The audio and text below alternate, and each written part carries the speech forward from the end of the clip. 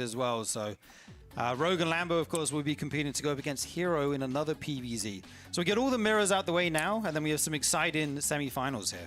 Yeah, there are so many mirrors early on here in the playoffs. You know, Clem versus Beyond, Sarah versus Shin, Rogue versus Lambo. The one non-mirror matchup we had was Hero versus Solar yesterday. I think we might even get another mirror matchup next week too, because I believe Solar is going to play. Don't quote me on this. I'm terrible with the way the brackets actually work, but I think it has to be the opposite side of the bracket. So Solar versus Rogue or Lambo, whichever player falls to the lower bracket, that's probably going to be happening there on August 1st. And you know, there just hasn't been a lot of Protoss players advancing into the middle stages in the RSL. And I think a lot of that is just because there's so much to figure out with the way the Protoss mechanics have changed, specifically warp gates costing 50 more resources, the production timings being very different. It's a very fundamental change that we've had for Protoss, whereas you know, they're more about timings than they are about build orders, although of course build orders, they are important, just not to the same degree as Protoss. And with Terran, it's kind of the same macro, but now your CCs are cheaper.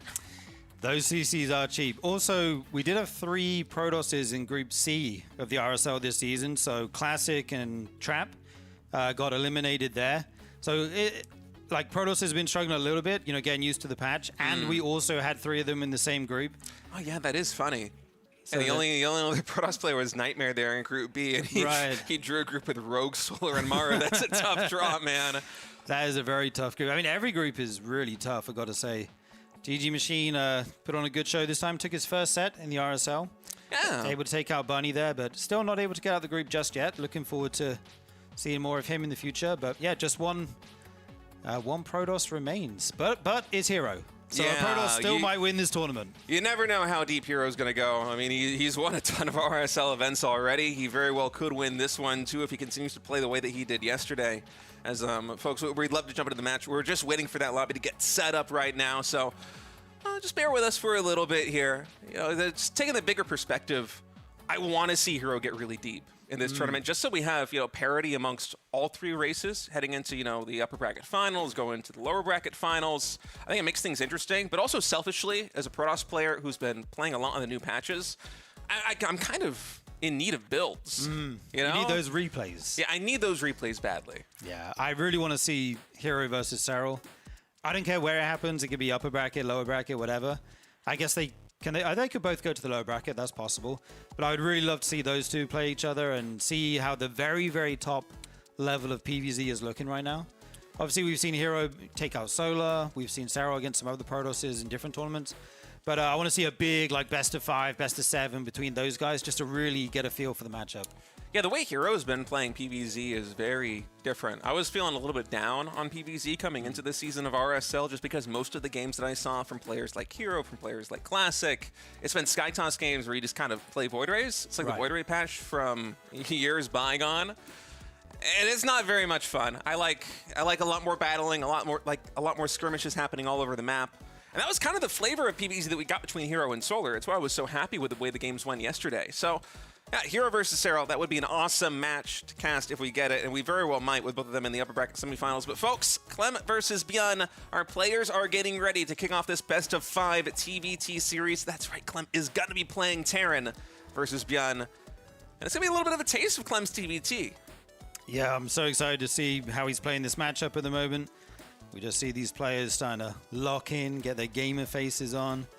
Clem looking very focused and pensive going into this game. Bjorn calm for the moment, but as we know, as the series goes on, he will get more and more kind of emphatic and... Oh, never mind, he's yawning. He's listening to the broadcast aid. All right, folks, game number 1 loaded up here on Fear and Faith. So we have spawning down here in the blue. Blue is the red Terran player. What am I talking about? Colors, how do they work? The French Terran player, it's Clem beyond the red Terran in the top right. Oh, yeah, brutal. So we'll have to see how much these 300cc CCs come into play in this matchup, whether we'll have more greedy builds coming out. You can definitely still be aggressive in this matchup, I feel like. And right away, we have a depot next to the tube over here. I like this from Bjorn. I presume that blocks the worker from coming out. I have this map VO'd on ladder. It has to. There's no other reason you would do it, right? The pylon certainly does. I would expect the supply depot too. Yeah. It's interesting you banned this map on ladder though. So you play Zerg Sturgeon. What's your reason for banning Fear and Faith? I don't like 4-player or 3-player maps. I just ban both of those and Blackrock because it's the worst Zerg map, and then I just like your standard maps, or a cheeky gold-based map is fine or whatever. But so Old Sun Temple 2, the other 4-player map, like the 3 spawn, or I guess your opponent, it's like a 3-player map basically with the way the spawns work. That's another veto for you. Yep, and then Blackrock because that map just has too many rocks. Just too many rocks, too many like side blockers, the grass. The rocks I can live with, even though it is way too many rocks. But yeah, the line of sight blockers there on Blackrock, and then also in TVP, just the amount of ledges and cliffs that Terrans can drop on in the middle of the map. Yeah. It reminds me of Lost Temple from Wings of Liberty. It's the absolute worst. Yeah, and taking a 5th base on that map, that is not easy. But never mind that. We are getting this game going here. We see right away we have a Reaper on the side of Björn, whereas a Marine is coming out for Clem. Going to be throwing down that factory just a little bit faster here. Yeah, Marine opening, so a little bit more gas here for Clem. So it's interesting to me that both players are going for a 2-gas opening here, the fast factory. Not looking to abuse those cheaper CCs just yet. Going to be going into the tech nice and quickly.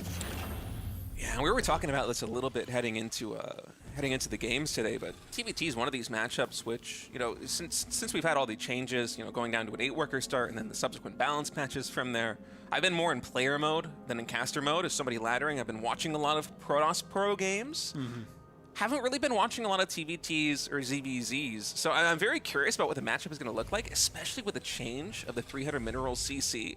So I've been more focused in on just trying to get a feel for the game from my perspective as somebody who's playing Protoss, right? But I have to imagine, the 8-worker start already, it's not going to be too big of a difference for TVT, but 300 mineral cost CCs have to kind of mess with the build orders a fair bit, right? Yeah, they'll definitely speed things up going into those macro games. The Reaper jumps in, going to actually die to the 2 Marines. Well positioned there from Clem. Able to take that out, and Björn's actually going for a Reaper Hellion build. So you want to keep every unit alive so you can actually put them to good use and get some damage with them later. Yeah, interesting to me that Clem also is not going for a command center here. In fact, with the starport done already, I imagine this is just going to be a 1-base push coming in from Clem as he's sending the first scouting SCV across the map. Clem still hasn't scouted yet. He did not make a Reaper. It's just Marines, so it's going to be a double SCV scout. Wants to eliminate the possibilities. Yeah, double tube scout. He needs to know where Björn spawned because this is going to be a 1-base play coming out from Clem. I don't think he's going to try to expand this game unless the push fails. He's going to try and knock Björn out early. Yeah, very interesting. We were wondering how his TVT's looking, and in game number 1 here, he's going to be choosing a very aggressive build. He's making tanks, he's making medevacs, he's making Marines. Soon, I'm sure he'll start making workers. He's only on 18 at the moment, 5 behind, so he's got to get a lot of damage done with this. He does see the Reaper and the Hellions moving across the map here, and here comes the first medevac. Yeah, first medevac about to spot the Hellions and the Reapers here. Marines have to be careful on the high ground. I don't think there's too many of them right now, but of course with 2 siege tanks in the medevac, Björn, he recognizes the threat. He is going to be pulling back. Yeah, this is insane. I guess he's just going to try and fly that medevac right outside the base of Björn and just siege those tanks up and, start wailing away on that base. And with Reactor Vikings behind this, it kind of reminds me of how in TVT before, hold that thought actually, siege tanks dropping here, getting a lot of damage done. Already take that 1 Reaper, 1 Hellion, a little bit damaged too. Ooh. There are 4 Marines ready to intercept that medevac, and actually the fight comes through, but the Marine spread there for Clem was pretty good. The Hellions didn't get the big splash damage shots that they needed, and now beyond these 3 units, they're isolated outside the natural expansion. How much does he actually have to defend? Cyclone gets a lock on, but it's not the best. The medevac gets away pretty quick, and these tanks, so difficult to deal with. The SCV's pulled already, and it looks like Clem might just be taking this first game very quickly here. What a push. Wow. And that is a killer push coming out from Clem in game number 1. I was going to say, it kind of reminds me of how in TVT, in the 12-worker start, we would have a similar push without stim pack where you push in with siege tanks and sometimes 2 starport Vikings just on 2 command centers. This is like the hyper-accelerated version of that push. It almost looks like a TVP build from like Wings of Liberty, Yeah, yeah. And Clem had a smile on his face after that game.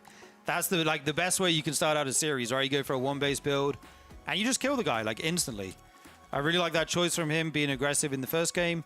It works out, and, I wonder what Björn is thinking about that. Just What could he do differently after he spots the medevac halfway across the map? Yeah, I'm thinking about the same thing, and I'm not sure there's much that you could do to hold it if you scout it with like the Hellions and the Reapers. If you see the first medevac already moving across the map, it feels like it's too late. It's pretty late already, You can't change very much from that point. I wonder how much of that goes back to the first Reaper getting sniped, because if he had found some way to get into the main base of Clem, then he's able to spot the double gas, he sees no command center, he sees a factory and potentially even a starport. That's a big if he's able to get the scout, but I feel like that missing information is really kind of the Achilles heel for his defense there. Yeah, indeed. And then the other Reaper getting picked off by the tanks, you know, in the middle of the map as well. Just a couple, you know, a unit here, a unit there, and suddenly you have 2 siege tanks in your base, no way to deal with them. And yeah, Clem just takes that first game super convincingly. We'll be moving on to Ruby Rock for map number 2. It's obviously a 2-player map, so it's going to be a little bit easier to scout that kind of thing. Yes. I don't think we'll see something exactly like that again. Yeah, I think we could see some aggression from Clem or Bjorn moving on in the series, but you're absolutely right. It won't be as effective as what we saw there on Fear and Faith, because you know, not knowing the spawn of your opponent, not being able to get the Reaper Scout in there because it's getting across the map so late too. Right. It's a big boon there for Clem as we hop into map number 2. Ruby Rock, Bjorn spawning in the bottom right as the red Terran, Clem, the blue Terran in the top left. Yeah, I also think the build choice of Bjorn doesn't really match well into that. Like neither Reapers nor Hellions. That's like a build where you want to be killing workers, right?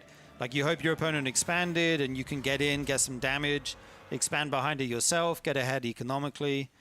But they don't do well with killing siege units, you know, like tanks, killing mech units. So yeah, maybe just a bad lineup in build choices, and also the 4-player map coming into it, making it more difficult to scout. So I would be surprised to see that again, but who knows? Oh, Clem's going to be going command center first. All right, so from 1 base to CC first. Man, I like this mix-up coming in from Clem. That's 300 wild. minerals, 111 Dude. CC. I can't even remember the last time that I saw a CC first in TVT, just because, especially on the 12 record start, so much of the matchup was about early game aggression. You know, 2 Reaper builds, or 2-Rex Reaper builds, I should say, were so popular. And I remember even asking some players after the GSL groups what they thought about the build, as Bjorn is going to be going likely for a 2-Rex Reaper build here. And the players would tell me, oh, no, it's a macro build. Like, you put on a lot of pressure, but you can't transition out of it. It's not an all-in by any stretch. And now here on the 8-warrior start, especially with a 300 mineral command center, Clem going to be testing the waters with a CC first. And I am so curious about how this is going to line up versus 2-Rex Reaper, because it feels like it should just be a build order win here for Bjorn. But does Clem have a trick to defend? I mean, if you want to know if CC first can hold a double Rax Reaper push, this is the game to watch. If anyone can make it happen, it's Clem. We'll have to see what his plan here is. He's gone for the double gas as well.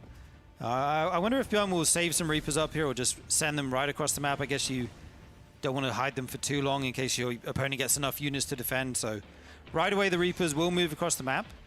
And we see the first one is on the way for Clem, but I mean, this just looks so dangerous. Yeah, he's going to have to pull SCVs. He's going to need a bunker, I think. He's got to defend here on the high ground as the first Reaper hops in. And interestingly, sees no Reaper here for Clem. So he might think that Clem is, you know, elsewhere on the map. And so Bjorn's not even actually checking the natural expansion. He doesn't know where Clem's Reaper is. He doesn't know that Clem's Reaper just now finished. Yeah, he might be expecting something wild like a proxy or something. He didn't confirm. Yeah, you see there's no factory in the main, no other tech. He doesn't see the CC. But now he will go towards the natural, and now he's going to figure it out. Yeah, now Clem sees the command center here, the natural expansion. It's 2 Reapers versus 1. Clem raises the depot right now, and surprisingly, Clem, his factory is actually faster than Bjorn's here, but will he be able to hold? Second Reaper about to pop for Clem. SCVs will likely need to be pulled here. Yeah, damage already happened in 3. SCVs go down. I love that he hit some of the natural there. The first Reaper goes down, though, for Clem. And I mean, now it's just SCVs plus 1 Reaper against multiple on the side of Bjorn here. How do you kind of stabilize here? He does have a Hellion on the way. If you can get the Hellion out and get some good shots, some good AoE, that can help. But it's looking like it's going to be a fair while until that comes out. Yeah, okay, Reapers for Bjorn, trying to focus fire down. The Reaper here of Clem. Oh, really good micro by Clem. He's able to keep the Reaper alive for a longer time, but my goodness, Bjorn, both those Reapers on 1 hit are going to survive. Dude, if both those Reapers go down, Clem might have just won that game, but as it stands, the pressure continues. He has taken his own CC behind this. Is Beyond jumps up into the Hellion shot. Beautiful shots there. I like that he kept the SCVs near the cliff as well. So he will hold this, but if we look at the work counts, they're actually even right now. Yeah, I mean, Clem, he's lost a lot of workers, but you can afford to lose SCVs with this. You went CC first, you're getting extra income, not just from the SCVs being produced, but also from the mules. And so Clem, he's going to stabilize right now. Beyond, he's not done getting damage confirmed here on the natural expansion Clem just yet as he pushes in, but I say that and Clem actually comes back with the second Hellion. He's able to clean all of this up. 29 SCVs now for Clem to the 27 of Bjorn. That command center not even done yet. Yeah, Clem's position looks great. He's dropping mules off 2 bases right now, while Bjorn doesn't even have his orbital down there at the natural yet. Starports on the way for both players. Actually finishing at exactly the same time, which is pretty funny considering how we got here. Clem going into his Cyclone behind this as well, whereas it's going to be a tank for Bjorn. And where are the units of Clem right now? They just come down the ramp. Some more SCVs may fall if these line up here. A lot of damage SCVs. This is very dangerous for Clem. 6 more SCVs go down. 6 more SCVs. Fall Cyclone going to be able to dispatch these Reapers here in the main base of Clem. In fact, 8 SCVs in total, as Bjorn was finally able to get those kills with low HP SCVs. That is a wild income graph. Well, it's up and down, up and down. Those are all the SCVs getting pulled, not just getting killed, right. too. And so things are going to kind of normalize now. You know, there's been a little bit more factory production time here for Clem overall as opposed to Beyond, but the starports, they finished at just about the same time. The word counts are essentially even, 32 to 33 now, with Beyond having a very slight edge. Yeah, Bjorn's going to go ahead and take his 3rd CC a bit quicker than Clem here. He's going into a Liberator, and he does have this little drop coming over. A Viking spawns just in time to see this, though. Going to have to quickly load everything out here to not lose it. It's already so weak, though. You don't want to lose this Viking. This Medivac, excuse me, gets away on 2 HP there. Yeah, really tricky micro there from Clem. He wanted to keep the Medivac in range of the Viking so the Cyclone could try and take it out, but he knows he cannot withstand any more damage coming in from that Viking, so eventually has to pull it back out with 2 HP. Beyond parrying that pressure quite well. And now Clem, it looks like he's posturing to go for another siege tank push. He's adding in his 2nd starport, so this is going to be more akin to the kind of 2-port Viking siege tank push that we were talking about there in game number 1. Yeah, no, he was actually supply blocked there for a moment, but 3 Vikings in production at a time for Clem. Stim on the way for Bjorn, and he does have that 3rd CC, but I think it's going to be difficult for him to ever land that in the near future. Obviously, he would love to, get his eco ahead. But I don't think Clem's going to let him. This Liberator will move around the outside of the map. Does escape the army for now, but this Medivac actually gets found. All of this going to go down eventually. Good pick off here by Clem. Yeah, that Cyclone getting a lock on onto the Medivac. And Beyond's going to see if he can try and catch this army or at least establish a position here.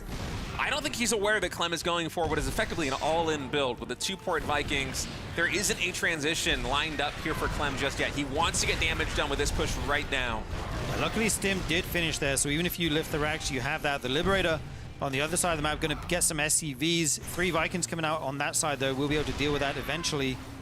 And the Siege Tank's forced to reposition here. Going to go round to the natural. It looks like Clem has more in the air for the moment. Oh, Bjorn, is he going to go for an SCV pull? Looks like he's considering it. I feel like this is a little bit mistimed, though. The SCVs, they didn't have anything to really back them up, despite the fact that Clem's the siege tanks are so low on HP. There's just no firepower for Bjorn with that pull. Instead, he loses a lot of SCVs. He loses the siege tank and the Marines there on the low ground. Clem looking to be in a really good position. If he can maintain air superiority. He definitely can at the moment. The SCVs now are pulled. He decides this is the time, but there's nothing with them. It's just SCVs. So they all just get shredded. 23 go down, and Clem in a dominant position here in game number 2. Firing on that CC with his tanks. How do you ever stop this push? Yeah, the Vikings land too. Even more damage coming in on that command center. Again, all the way down to 26 SCVs. The Liberator back at the home of Clem's also been cleaned up as GG is called. Clem up 2-0 with 2 fast builds in this best of 5. That I was expecting like some long kind of macro, cheaper CC TVTs. No, we are getting some aggressive builds out here today. I love the CC first. After the 1 base all in, Clem kind of bringing the mind games here, mixing it up. And Bjorn, he went for the 2 racks, but just wasn't able to get enough damage done, it felt like. Yeah, it's kind of crazy that Clem was able to defend with a CC first versus 2-Rack Reaper, and it wasn't a proxy 2-Rack Reaper. Beyond definitely could have cut some SCVs and been more...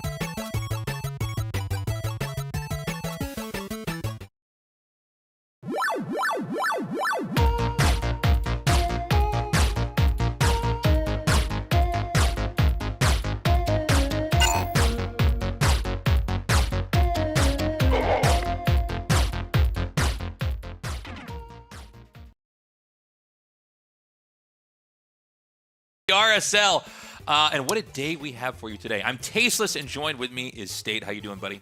Oh, I'm feeling really good, Tasteless. Yesterday was an exciting day here in the RSL Season 6 playoffs, but I think today is going to be even better. We have an all-star lineup for the upper bracket as we get ready to decide who the finalists are going to be. Upper bracket finalists, I should say. Yeah. And it's a sick lineup. Clem versus Cyril, Hero versus Rogue, best Terran player in the world, some of the best Zerg players in the world, best Protoss player in the world. It's going to be incredible. I cannot wait. This is probably going to be our best day yet. I'm super excited for both of these matches. And of course, guys, the grand finals of Season 6 is going to be at BlizzCon. So we have these players duking it out. 2 of them will be going to LA at Anaheim to compete on the big stage. If you're joining us, we are close to the end here. Just today and then 2 more days left. But we are on the weekends, starting at 6 p.m. And so, I don't know, it's been great being back here at RSL. I feel like we've really kind of found our rhythm, found our groove, by the way. And so, thank you for joining us here today, and we are looking forward to being with you guys here next weekend as well. Yeah, and if you're watching live, these are the time zones around the world, whether you're in Beijing, London, or on the ISS. I wonder if they actually have the bandwidth to watch the RSI. I would hope they do. Well, they can't be laddering all the way over there. The ping is can you imagine? Terrible. You thought Australia had bad ping. Try being on the International Space Station. But yeah, be sure to join us wherever you are, whether it is live or you're going to be with us on YouTube. Shout-outs to Archon Studio, the makers of the StarCraft Tabletop Miniatures game. They've been supporting us the entire time. You got to check out their stuff. They're dropping more and more items in their lineups, and they've been incredible. We love Archon Studio. And honestly, a big thank you from us to our Patreon supporters. This tournament would not be possible without your support, and your support considerably makes it better, not just through your contributions making this thing possible, but voting on the maps, voting on the players. The way that you have been interacting with this tournament is excellent. And if you're not yet a supporter on Patreon, we invite you to go there and join our community. Yeah, here is our map pool. Excuse me, here's our map pool lineup here. These were voted in by our community. And, I think we've got some fantastic maps here for, Season 6 here of the RSL. We wanted to have maps that were, competitive and playable, but also brought some new ideas. I think especially in the years past, we've had some maps that have maybe a little bit too many formulaic maps. Yeah, I agree with that. I think there's a very nice mix in the RSL, and there has been basically since Season 1, where you have like the pool of the standard maps that everybody knows, but there's a couple wild cards in every best of 5 and best of 7. It makes things very entertaining. You can check out our merch at tastelessreds.com, and if you're on YouTube, leave a comment, subscribe, like the video. That really does help us get into the algorithm and help spread the RSL out there. It is... let's just say it's not the most convenient time to start a YouTube channel for a game that is 18 years old. Yeah, we waited 16, 17 years before we actually did this thing. We waited until StarCraft 2 was ready to go to college or have a year abroad to start this thing. So, yeah, we're trying to get that. I know, this is... YouTube channels are funny. It's like you just got to kind of hack away at it, sometimes for years and years, but eventually you get there. Yeah, they slowly build up. So if you're watching live, if you can drop by our YouTube, drop a description, a like, leave a comment. It does help us out a lot. And already, Tasteless, Cyril versus Clem, the first best of 5 we're going to play today in the upper bracket semifinals, is getting ready to go. Set number 1 can be played on Fear and Faith, the best Zerg player of all time, versus arguably the best Terran player in the world right now, getting ready to duke it out. Let's get started. I'm so excited for this match. I think Cyril's slightly favored here, but man, Clem is so good, so strong. So yeah, let's get into it. We have Clem down here in the bottom right, Cyril in the top left. Yeah, Clem spawning down there in the bottom right, Fear and Faith, and this is a 4-player map, so Clem, I wonder whether he's going to go for an early scout and try and find out where Cyril's going for. You know, CC first is a very popular opening here on this map, but it comes with some risks, as we saw yesterday with Beyond versus Shin. If you play a little bit too greedy here on Fear and Faith, things can be quite dangerous. Yeah, I can't say I blame Terrence for being interested in CC first here with the command center being so much cheaper. You know, it starts on time, earlier, it finishes, therefore earlier. You get to kind of get that whole momentum going of cranking out workers faster and faster, dropping mules earlier. You know, we were talking a lot about the worker count change and how that'll impact builds, but of course having a starting structure and its build time change is also massive. It's still crazy to you when you see the command center drop at the same time or faster than a hatchery in TVZ now. As we see Clem going for that CC first, 110. The command center throws down as Mapu just showing. They're basically perfectly timed in sync with each other. So Barrick's going to drop down here for Clem. Cyril continuing to build up back at home. And we'll see where Clem is going to go from this. Beyond versus Shin earlier on in the RSL playoffs. Yesterday, he went for a 3-racks follow-up to the CC first play, and I think it was like 22 or 23 drones that Shin went for with the Baneling bust, and it just absolutely clobbered Beyond. So Clem, if you watch those games, even though he's going up against Cyril, a much more typically macro-oriented Zerg, probably has something like this in the back of his mind. Yeah, there's the third CC. Obviously, 3 CC is, you know, this is one of the most common builds, but it's going to be interesting to see how much this picks up with pushes and everything, you know, overall here. We know that 3CC leads into 8 racks pushes, unless we have some crazy curveball, like he goes 3CC into Mac or something, which I think we've cast like once or twice. But yeah, I mean, if I would imagine, besides maybe Morrow, Clem is going to be the best at this in the whole world. So this is going to be interesting to see how exactly Cyril's going to grapple with it. Yeah, this is about as greedy as it gets. I think it was like 205, 206 when the third command center was thrown down there for Clem, and only just now taking the first Vespene Geysers here in the main base. So Clem's economy, it's going to come online very quickly. Cyril, for his part, he's playing a very safe opening. He's going into Zergling speed, not minding any more gas than that. He's going for a third hatchery, but he's respecting the possibility of something like Reapers. So he's hiding that drone. He's delaying the third hatch a little bit. And Clem's third command center is going to be done before that hatchery even starts, Tasteless. Yeah. So there was no threat here for the drone, but, you know, he wanted to play it safe and make sure it doesn't get cut off by like a Reaper or something. So he's going to have that third hatchery starting. And, you know, let's see how well Zerg can grow. This is a map where you have a pretty long travel distance to get to where the other, the other side of the map is. So pushing's not going to be that easy. You know, the easiest way to look at a map TVZ a lot of times and see, you know, which one it favors is, you know, how pushable and how quickly can it be done as Terran. The further apart you are, the harder it is to get to the Zerg, the better it is for the Zerg. Double factory gets thrown down here Whoa, by Clem. okay. We were talking about how unlikely it will be that Clem goes for something like this, but it looks like Clem is going to be opting to go for 3CC into Mech. Wow, okay. I'm not going to lie. Oh, that's factory number 3. 2 Yeah. and 3 in production. I was so confident this was not going to be Mac. Yeah. That's really interesting. Yeah, I was wondering what the game plan would be with how fast the third Vespene Geyser came in there, the natural expansion, but I kind of just attributed it to me, you know, not really knowing the way TVZ players develop with these like super fast third CCs on 300 minerals where you delay the gas until later on. I thought maybe he's going to use that gas, get faster medevacs out, try and get really fast double upgrades or something going, but no, it's going to be factories number 2 and 3 already coming online here for Clem. And Cyril's going to spot both gases. You can see there on the minimap, he knows that Clem is taking both gases, the natural expansion, and Clem likely took those after he took the gases in the main base. So Cyril's going to know that this is going to be a very gas-based build, so this Overlord Scout is crucial. Cyril wants to see what's going on. He sees the second factory, and now he knows this is going to be something like Battle Mech. Yeah.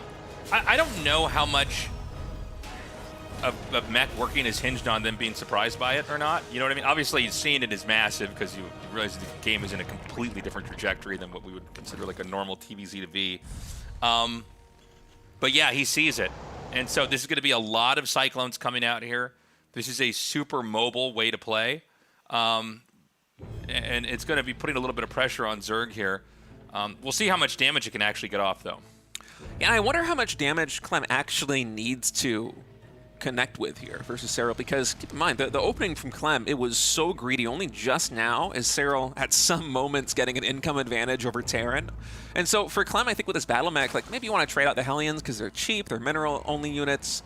But as long as you're continuing to build up, in particular the Cyclone numbers here is Clem, I think you're pretty much happy with any trade. Yeah, he's just going to start by picking off a couple of these creep tumors. Serral does have some lings over here to, I think, basically intercept these reinforcements. And look at that. Clem sets up perfectly to basically surround those lings, merge up, and then continue on with his pressuring. I mean, it almost feels like more Hellions than lings there for a moment. Yeah. As Clem just continuing to power up. That's what, 2 or 3 more factories in production? I mean, this battle mech, it's not a very expensive composition with the Cyclones and the Hellions, so typically you are going to mass those numbers out very quickly, but the rate at which this is coming online here for Clem is ludicrous. I mean, the supplies are still even between Serral and Clem, and Serral's going into roaches. Yeah. Yeah, a lot more roaches are going to be coming out here. So the battle mech's style is, you know, he's going to be able to put some pressure in here. I don't think he's going to be able to deny the 4th base. But I think getting a 5th base is basically going to be impossible for now for Serral.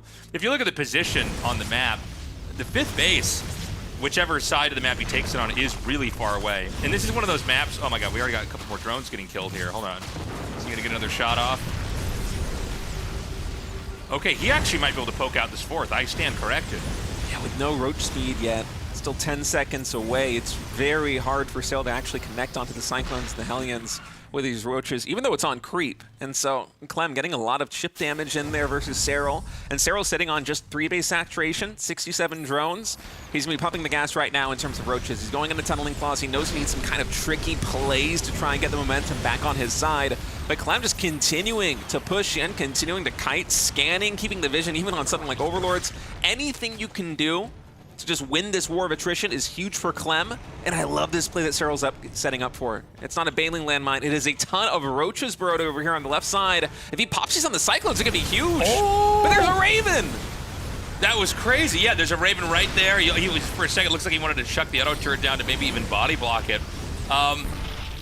Crazy. So he's going to continue to put pressure onto this 4th base, and looks like that was just cleaned up. A small Ling counterattack there.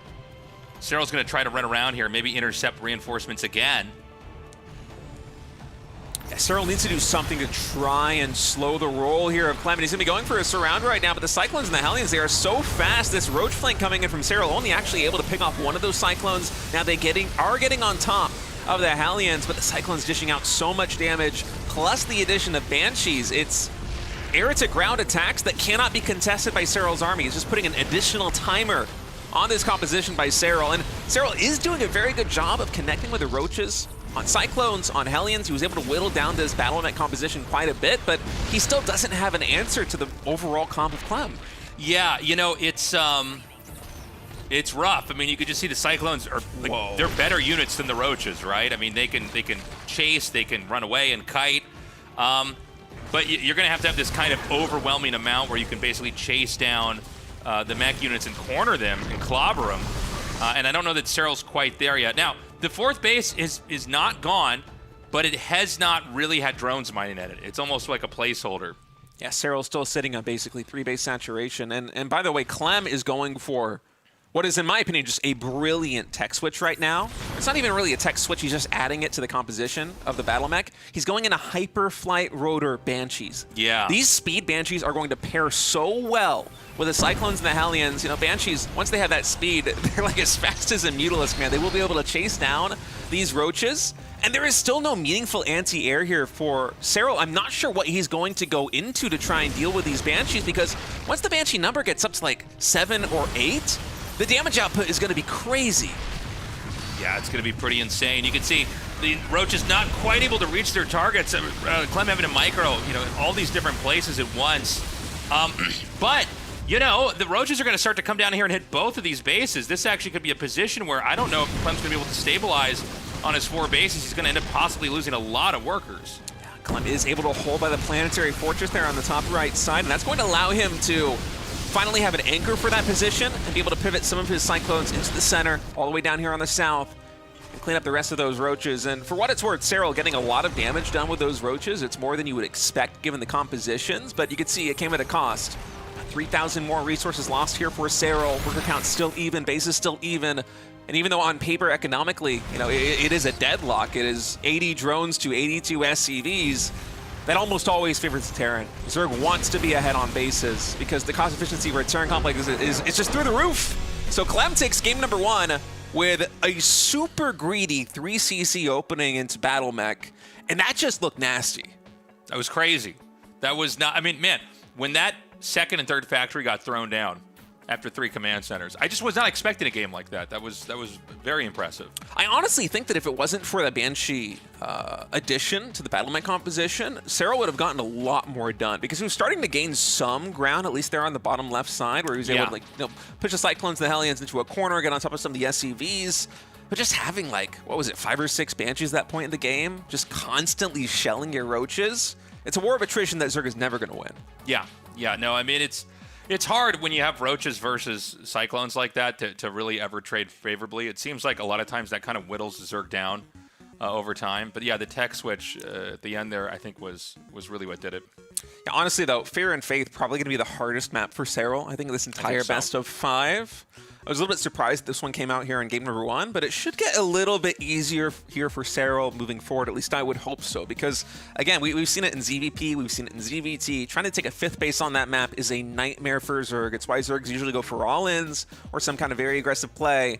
And, you know, Clem, he kind of played into that perfectly. He's like, oh, well, Serral, he's going to be able to 4-base, he won't be able to do much more than that. Let's just fight him with Battle Mech, and that was a clean game 1 win. Nicely done. This is a best of 5, so we've got plenty more games ahead here. But right now, you know, Serral, who I think most would agree is the strongest player in this tournament, is down 1 game here to Clem. Yeah, Clem with a really cool opening there in game number 1. And I'm just wondering what he's going to go to here in game number 2 and game number 3, because I imagine we're going to have kind of like a 50-50 split between going for these CC first openings and going for some kind of barracks opening, because you don't want to risk things too much, just constantly going for the CC first. We have seen players like Shin, like Solar, who aren't afraid of going for these early pushes. And I know Serral's not afraid of it either. So Clem here in game number 2, going to be going for that mix-up, playing a little bit more safe. It's a Rax first opening. Yeah, so a very different flavor game coming from Clem here. We don't really know what Serral's going to be doing yet. We're going to need a little bit more time for the game to develop to see what he's got in store for us. But, yeah, interesting. Again, you know, with the command center cost change, it's so massively impactful. Pretty cool to see that 3cc into mech game for that. I'm curious. You know, one thing about Terran versus Zerg is that mech's always there, but the question is, like, how often is it actually the go-to? Right? Like, I feel like there's been periods where we're even in tournaments where it's like more than 50% in the history of StarCraft 2. There's been iterations of the game where it's like, this is more common. And then there's periods where it's super rare. Yeah, and I think Fear and Faith is just kind of the perfect map for it. It makes sense to go into that composition there on that map because, you know, there's all these different paths that Serral also needs to spread his creep down. Yeah. It's like 3 or 4 different avenues, and that takes a lot of time. It takes a lot of queen energy. Plus, again, it's hard to take that 5th base. So as Terran, you just want to keep fighting. You want to keep in their base. You want to keep map control. And Battle Mech is one of those compositions that is just really good at constantly trading, even with something like Roachling or Burrowed Roaches we saw there from Serral. But I don't think we're going to see another Battle Mech game from Clem here, at least not on Voidstorm. I think it's much more likely to be, you know, your typical standard macro TVZ play with a bio composition. But I am curious how much more we're going to see Battle Mech or Mech in general from Clem. I mean, we even had a game where Bjorn went Mech yesterday, which is kind of unheard of. Yeah, that was kind of crazy. Yeah, I guess we're going to see, you know, what is the go-to. He did get a drone kill there, right? Yeah, that was perfect. So used to nothing happening when the Reaper comes out. That was kind of crazy. So Serral down 1 drone here. Yeah, look at that. Even with the slightly slower Reaper build time, Clem's still able to make that magic happen. It's an early drone. Yeah, just going to try to take out that creep tumor. Doesn't quite damage it down enough. And, yeah, I mean, this is going to be basically like a 1-1-1 tech with an expand behind it. Yeah, taking all the way up into the starport already. No third command center here for Clem just yet. Cyril finally drops that third hatchery and was able to get that drone over there without the Reaper actually spotting it. And now setting up, ooh, a nice little block there. Oh, are you crazy, Clem? Clem, what are you doing? Clem, you're mad. What is happening? Oh, it Clem. can't jump It's back stuck? down. Clem was shaking his head. It could not jump back down, I think. Yeah, no, Clem looked super irritated by that. So the Reaper got vertigo? It's got a fear of Heist, man. It can go up, it can't go back down. Is that a quirk here on Voidstorm that you can get into the main base, but you can't get back down? I actually haven't seen it. I mean, Clem... At first, I thought he was like trying to style on him. Yeah. But no, 100% he couldn't get it down. I wonder what that is. Well, I noticed earlier when he killed the drone, it looked like he was pathing the Reaper to try and get out of main base on that side, but it juked back into the Lings and almost fell because of it. And now Clem, again, at the same spot, was trying to get the Reaper out. I think it literally just could not path down that ledge. Huh.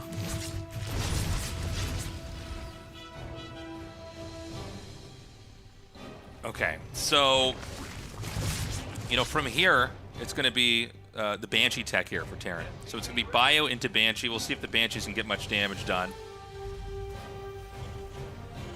This Hellions exerting a little bit of map control right now. Try to keep the creep spread as contained as possible.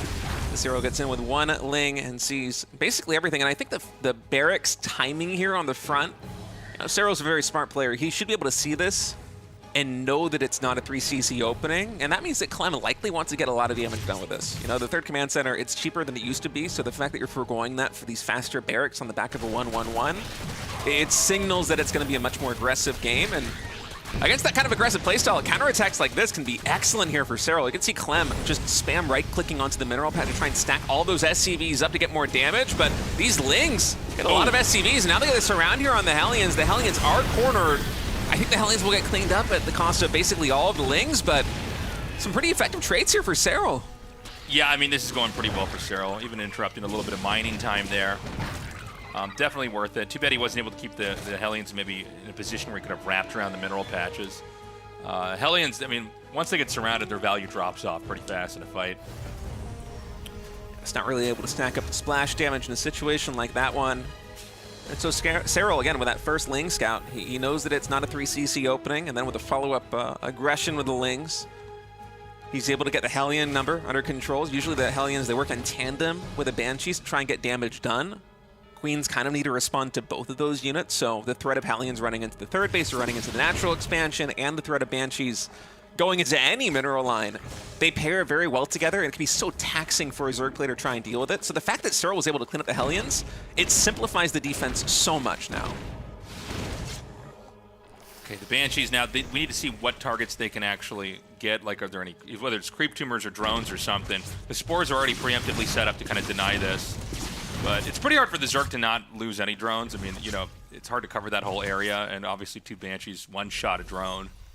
Yeah, it's kind of like an Oracle opening in PvZ. You're expecting it to get 2 or 3 drones. It's kind of just the damage that's going to be inevitable if you're going to be trading hit points on the unit for a couple of shots there on the worker line.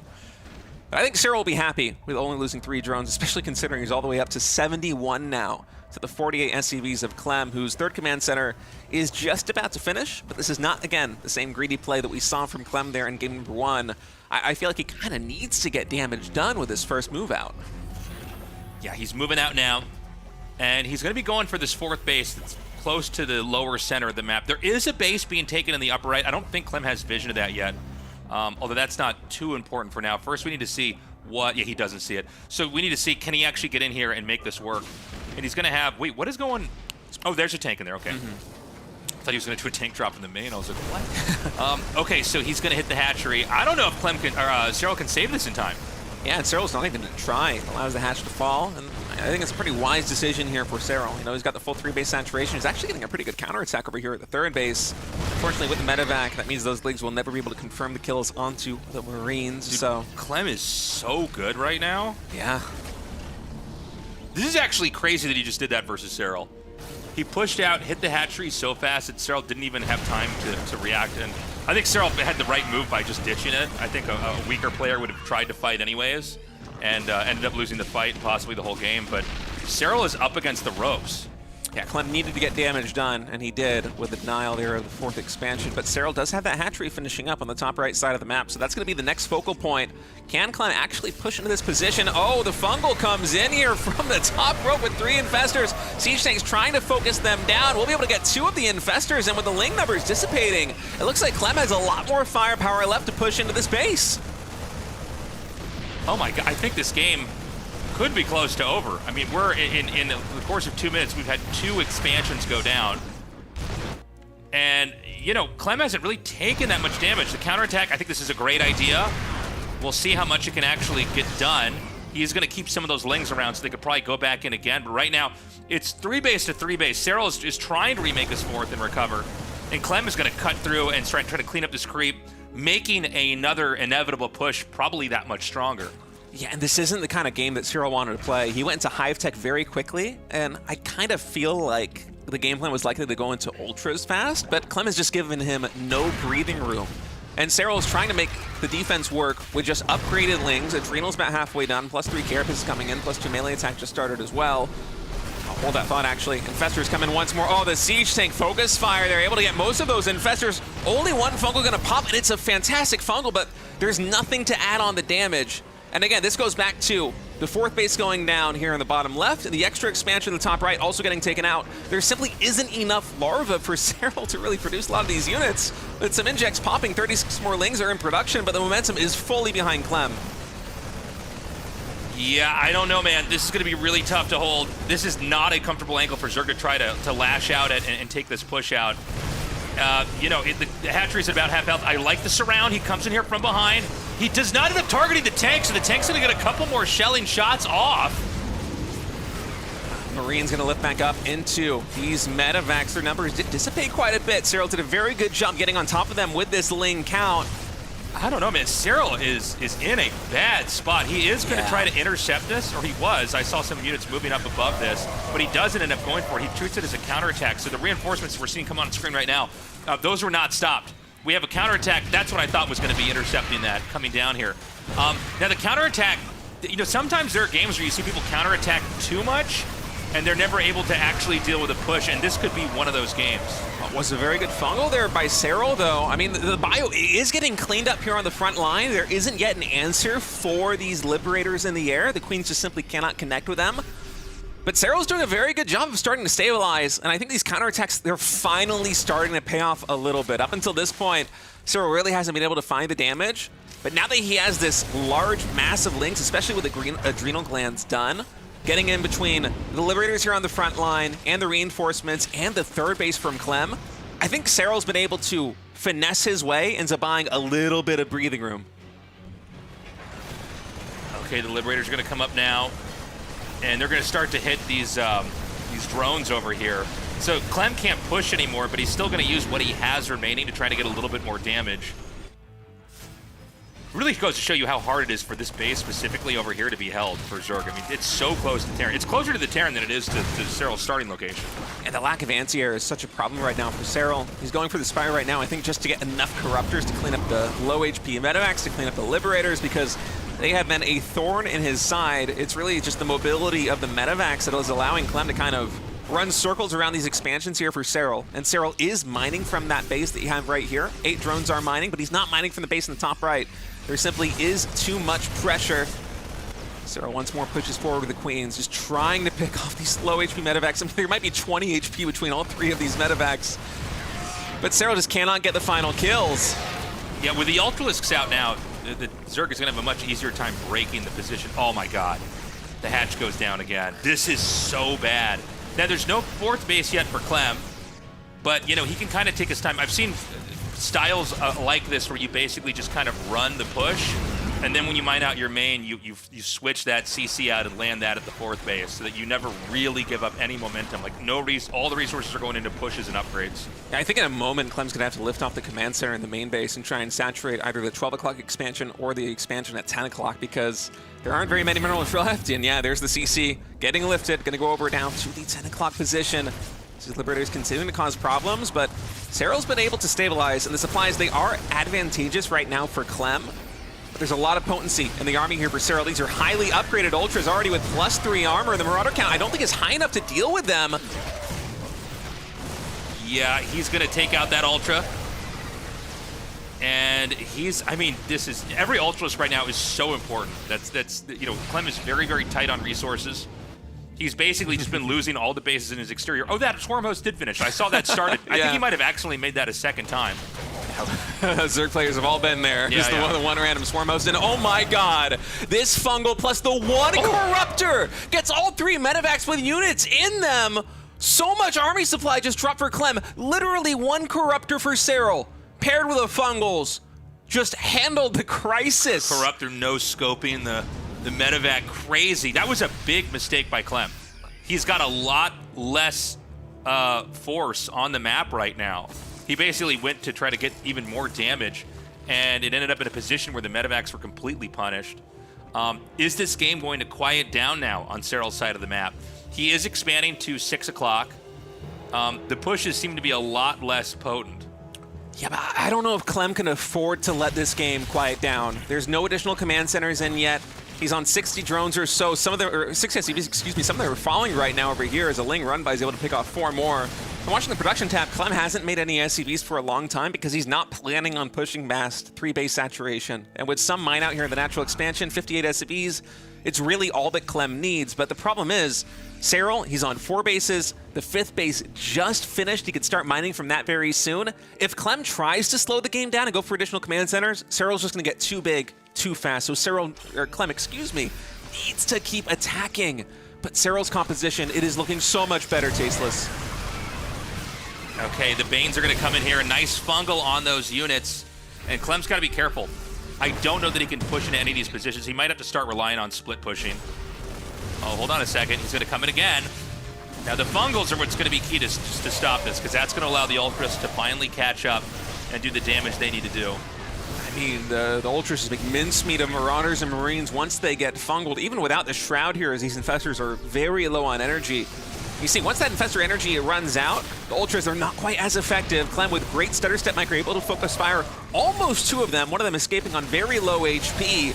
But as long as Serral can make the fights messy like this, force Clem to try and micro in 2 spots at once, even Clem can't perfectly stutter step 2 armies. And so the Ultras and the Lings, they will be able to get some value wherever Clem's attention is spread the least. And I think that's one of the reasons why Serral's able to hold on over here on the bottom side. It's because he keeps going for these engagements on the top. Okay, I mean, you could see there's basically 3 different tiny squads here for Clem. This is, by the way, just so physically taxing to be trying to stutter step micro this. It's a little bit easier for the Zerg to kind of A-click and then go to and figure out what else to prioritize on the map. And so he's going to end up chasing this all the way back to the expansion. And if you watch the minimap when these fights happen, usually if you see one of Clem's army go for the engagement, oh, hold on that thought, actually. This is GG as Serral gets another money Fungal there in the 3rd. And Serral also just putting his hand on his face. I mean, that was a stressful game. That was a great game. Yeah. Oh. I think that the point where everything switched, because Clem was kind of winning for most of that, but then when he went for more damage with the medevacs. Yeah. He tried to fly in the main, and it was like, I think it was like 5 medevacs, and I think 2 or 3 of them were close to full. Yeah, I think the 3 nearly full medevacs all got taken out by the 1 Corruptor and the Infestor. By the way, if Serral saw the... You know, like the cup trick where like you have like a ball in a cup and you kind of like spin it all around and you try to guess which one? Yeah. Like if Serral spotted all of the medevacs load up and was able to remember which 3 of the 6 medevacs were most fully loaded, like it's 1 Corruptor. Like, did he actually identify that? Because that was sick. He got all of the full medevacs. It was crazy. Yeah, I mean, it's actually, I like the way that you described that. You know, I think that Clem should have just pulled back there. Yeah. And maybe that game would have ended in a few minutes after that. You know, when you're playing a game and you're like, you get pushed and they take out your base, and then instead of even going for more damage, they just pack up and leave, and you're like, oh, okay, so they just won that, and I don't even get to trade. That was one of those moments where it really called for a situation like that. Guys, consider supporting us. I mean, look at how great these games have been. Do you want more of this? Consider going to the Patreon, patreon.com/RevivesC2. Dude, we started this league like 18 months ago.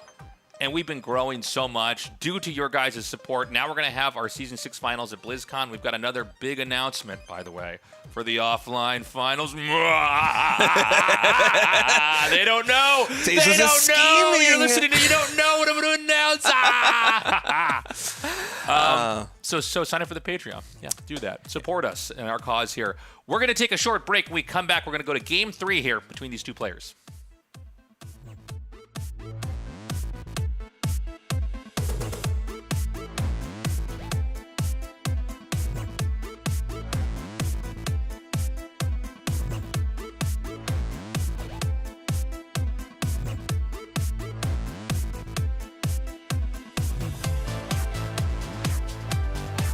His main, and he's pulling the drones as well.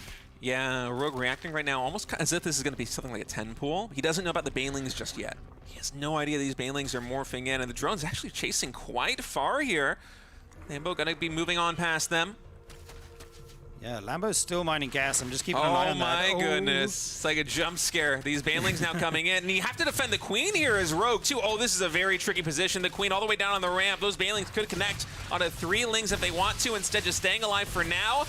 Wow, the Queen focused both the Banelings down, but there's so many Lings remaining here for Lambo. He's making a couple drones behind this, but this is a lot of damage right now. Rogue just running around with his drones, trying to buy time for this Spinecrawler to get in position. Oh, this is such a cool build out of Lambo, and just like you called, he's going for the hatchery behind it. He's continuing to drone up, but there's been a lot of damage sustained by Rogue. Rogue lost the first Queen. There's still Banelings here on the field for Lambo. The natural expansion, it's still under threat. And as Rogue, you don't really want to move that Spinecrawler down to the natural because you kind of need it in case Lambo decides to go up into the main. Yeah, and also you might just lose it as it's, transferring down the ramp. But these Banelings are just such a threat here, and you can't take the full engagement because you'll just lose your Lings. But beautiful dancing here with the move command on these Banes. I think eventually he will stabilize here. Lambo's just droning behind this. He's making his Queens. And at the end of the day, he's taken a 2-worker lead, which is quite nice, Really nice circling micro there by Lambo. Keeping with those low HP Lings alive. Get one more Ling kill. And that was a very fun start. I love this opening out of Lambo. When the dust settles, Lambo's hatchery is just about to finish up. I think the Queens for Lambo are probably a little bit... Actually, he sniped the first Queen there for Rogue. I wonder who's ahead and behind in terms of Queen production. Yeah, we'll have to have a look here. Lambo's just had one finish up. I mean, he should be able to defend just fine. Oh, you don't want to lose these Banelings. I was going to say you can defend just fine with Queen and a couple Banes, but not if you throw them away for one Ling. You got to be careful. Yeah, word count's dead even right now as both players are droning up. Lambo has started Zergling speed, though. Yeah, Rogue just has enough to start his speed now, but Lambo also has the Baneling tech. And it's going to be a lair. No Zergling speed here for Rogue. Wow. So I wonder if we're going to be seeing Roaches again. He's adding in the second gas already. You can't really afford to go for the third hatchery at the front on such a low economy. But you really do need a wall in a position like this one, don't you? I mean, if your opponent just sends it, then yeah, you're going to have to make an Evo wall. He does it. He still have the spine from the earlier defense. Lambo also going to take his own layer. Baneling Nest goes down in Rogue's wall. So it looks like we're kind of rounding out the early game tech here. They've got their Baneling Nest. Rogue doesn't have speed, so he's not going to be able to be aggressive at all until his layer's done, but his layer is much quicker. Yeah, Baneling Nest, no Roach Warren, and no speed. It's very interesting here. Yeah, I mean, I think that Baneling Nest is purely for defense in case Lambo were to mass Lings. You're never going to be aggressive without the Ling speed. And we're still on 2 gas here for Rogue, so what's he going to do once this finishes? It's going to be a Spire. Yeah, I think he's going to be adding the gases sooner than natural expansion, but the way the mineral economy... You see, even right now, only on 2 gases, he can barely afford what he's producing. It's more important to get these drones up as fast as possible here in the main and the natural expansion. And so both players will be up into 4 gas in just a minute. This might be a Muta versus Muta game, honestly. Yeah, it looks like it will be the case. The good thing for Lambo is he has his 3rd and 4th gas up already.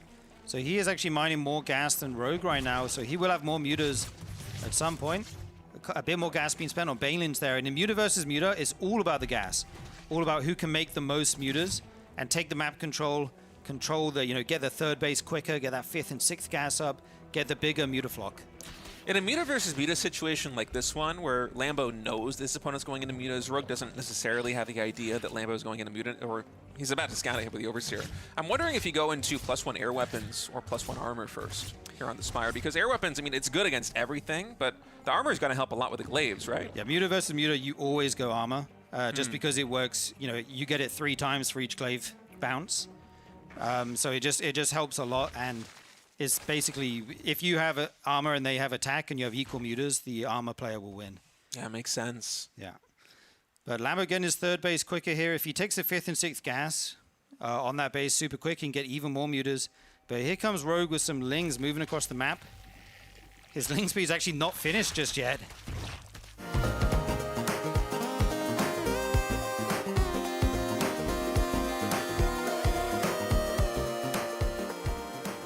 Welcome back, everybody. Thank you for waiting. We're going to go into Game 3 now between Cyril and Clem.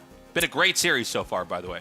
Yeah, it's been very close. You know, it's 1-1 already. Clem had a great win there in game number 1, but game number 2 was back and forth, nonstop. I think Cyril just barely surviving until the Ultras got out. Really proved to be, you know, what gave him the staying power there in that game number 2. But I have no idea who's going to be winning any of these extra maps. I wouldn't be surprised if this series went all the way to a game number 5. I really hope that it does. They've been very exciting matches so far. Clem was very close to closing that one out. I mean, he was basically on a really nice upward trajectory until he overextended. And, you know, the reality is, for the way that Cyril's playing, he needs to get to that ultra tech and then faster tech, and then it's a lot harder to break the Zerg. So in some ways, that's like a game where the Terran is trying to force the game to end at a very specific point, like right before the Hive tech really kicks in, and wasn't able to do it. Yeah. All right. Cyril spawning down here in the bottom right, Clem up in the top left. So we continue on in this best of 5, and I think you kind of hit the nail on the head. Like, Clem just needed to get a little bit more damage done. You know, he went for that opening with a very delayed 3rd command center. He never made a 4th CC. He actually had to lift the command center for the main base to take another mineral line. And if you're playing in a position like that one as Terran, like, the game is on a timer. You have to kill Zerg before they're able to get 4 or 5 bases up, be able to get that drone count to a healthy number, fully flesh out their tech tree, because once they have Infestors and Ultras and Corruptors and everything else that they need, it's a nightmare to deal with. And so Clem already in the specified series, he's shown a couple of different styles. He went for the hyper-greedy battle mech style there in game number 1, where his economic boom simply just outpaced Cyril, and he won this war of attrition where he slowly chipped away at all the Roaches, the Lings, even Overlords at some moments with the Cyclones and the Hellions, and he won that game. But then in game number 2, he kind of flipped the script, went for a very aggressive opening off of the barracks, and I wonder if that's kind of going to be the dynamic from Clem in the specified series, where he either plays a hyper-economic cycle in the early game or a hyper-aggressive style in the early game.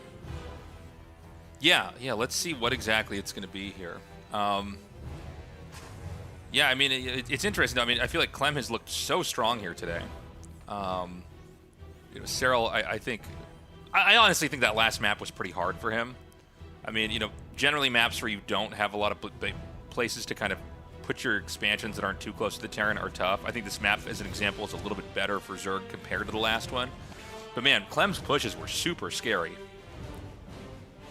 Delay the command center like that, you're able to muster a lot of forces. The siege tank position also for Clem was just incredible there in that game number 2. Even defensively, like having one on the overhang there in the main base, we never really talked about it, but it just continuously shut down the counterattacks that Cyril was going for at the 3rd base of Clem. I mean, the splash damage on the Lings, was absolutely huge. And so Clem, it seems like when he wants to go for this very aggressive siege tank Marine-based style, even on maps that he's probably going to be a little bit less familiar on here in the RSL, he either has the preparation or very good instinct for where to position his army. And so even here on Necropolis, which, you know, looking at the mini-map, it should be a better map here for Cyril. I'm worried if Clem decides to go for the same style, because it will be hard to stop. Yeah. So here comes that Reaper, moving up into the map here. He did get a drone in the last game. Let's see how much damage he does this time. 4 Lings here in the main base. Queen about 75% done. And Cyril's doing a very good job of just evenly distributing the damage on these Zerglings until that Queen finishes. But Clem is tenacious. He's going to go for these drones. If that grenade pushes it, okay, Spore Crawler drops there for Cyril. Clem always makes it so close. Yeah, I know. It's just right down to the wire there.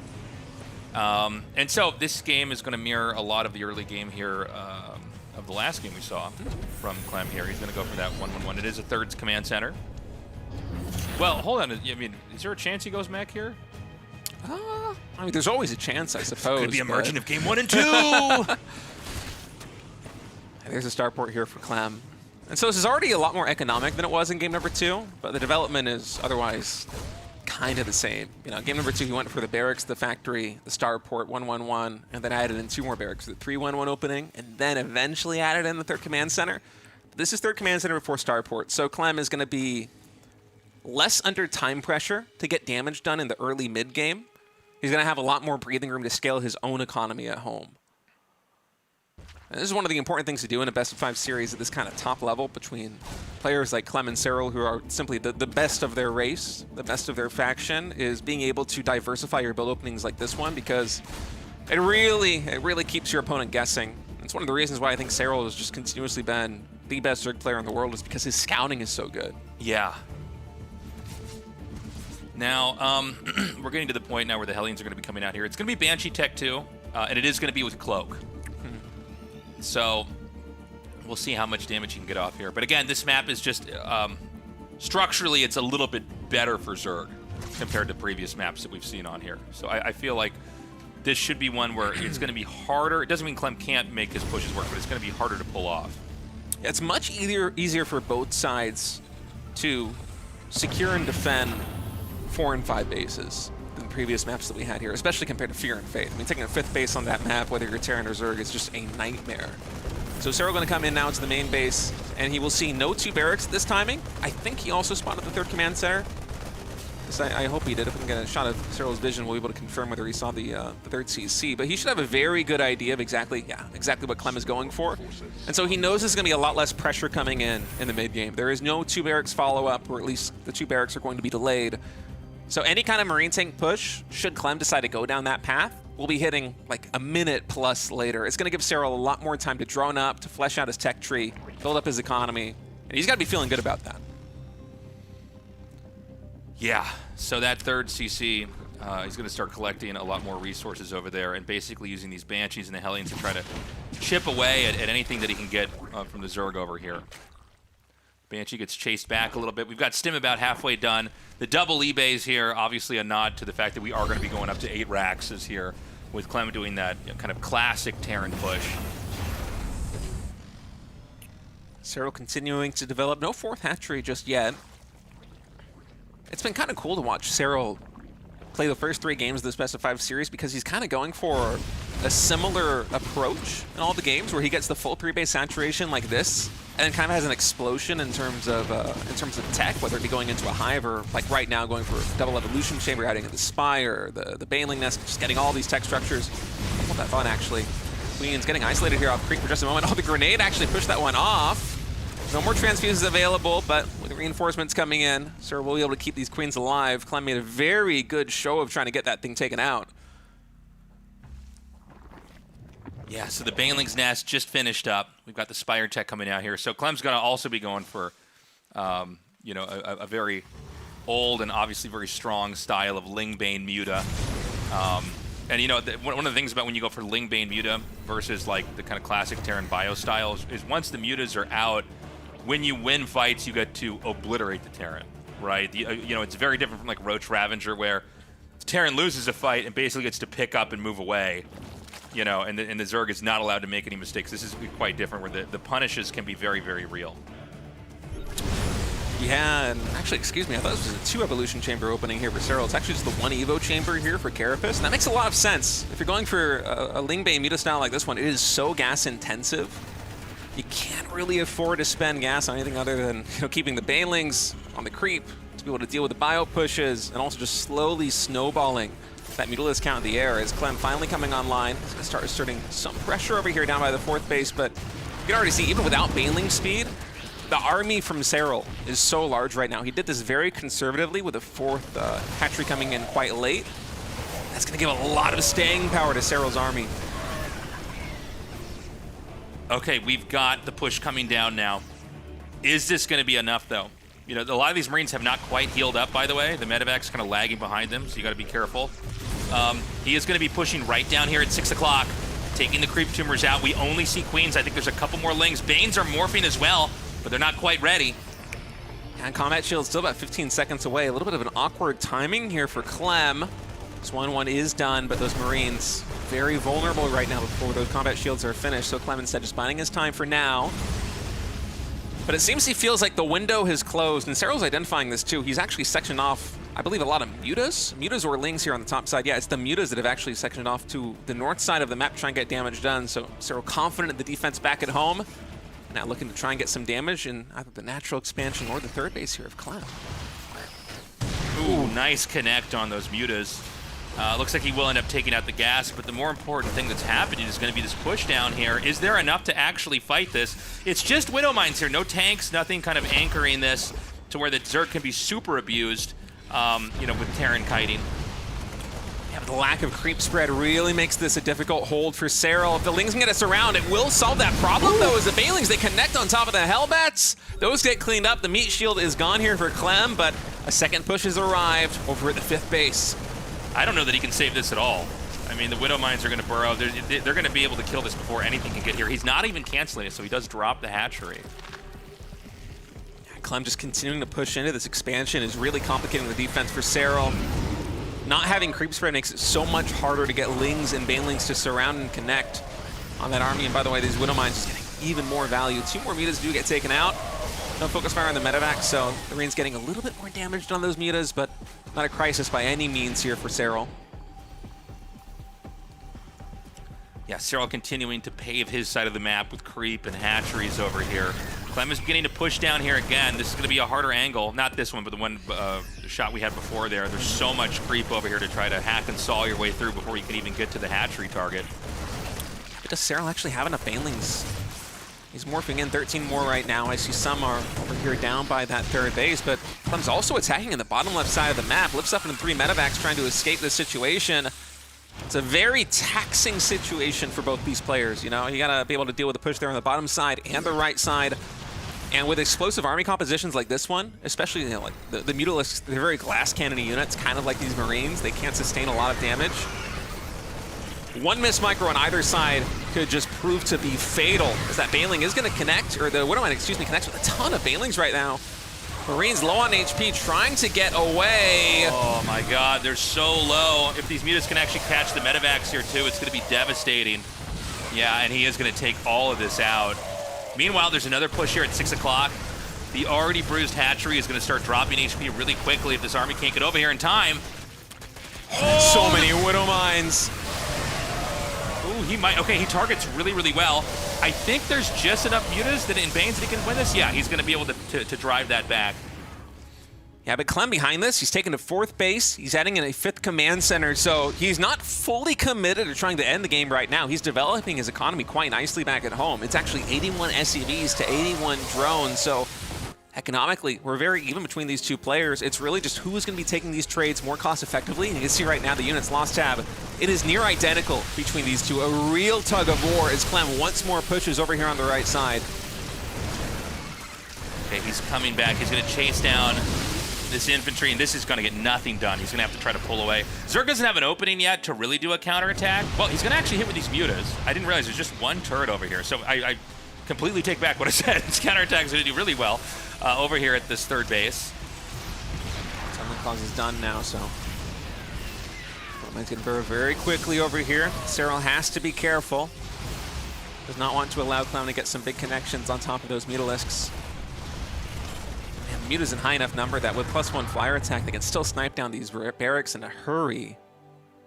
Some nice moves coming out of Serral, who's working his way towards Hive Tech. Trying to get additional upgrades right now.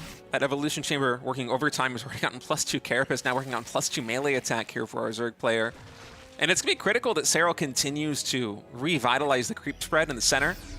He's just now adding tumors all the way on the bottom left side, but having creep makes the defense so much easier with Ling Baneling.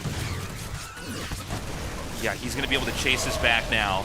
Good pickups. Without the mutas here, you know, you can't actually go for the full punish. You can't go for the kill move on that.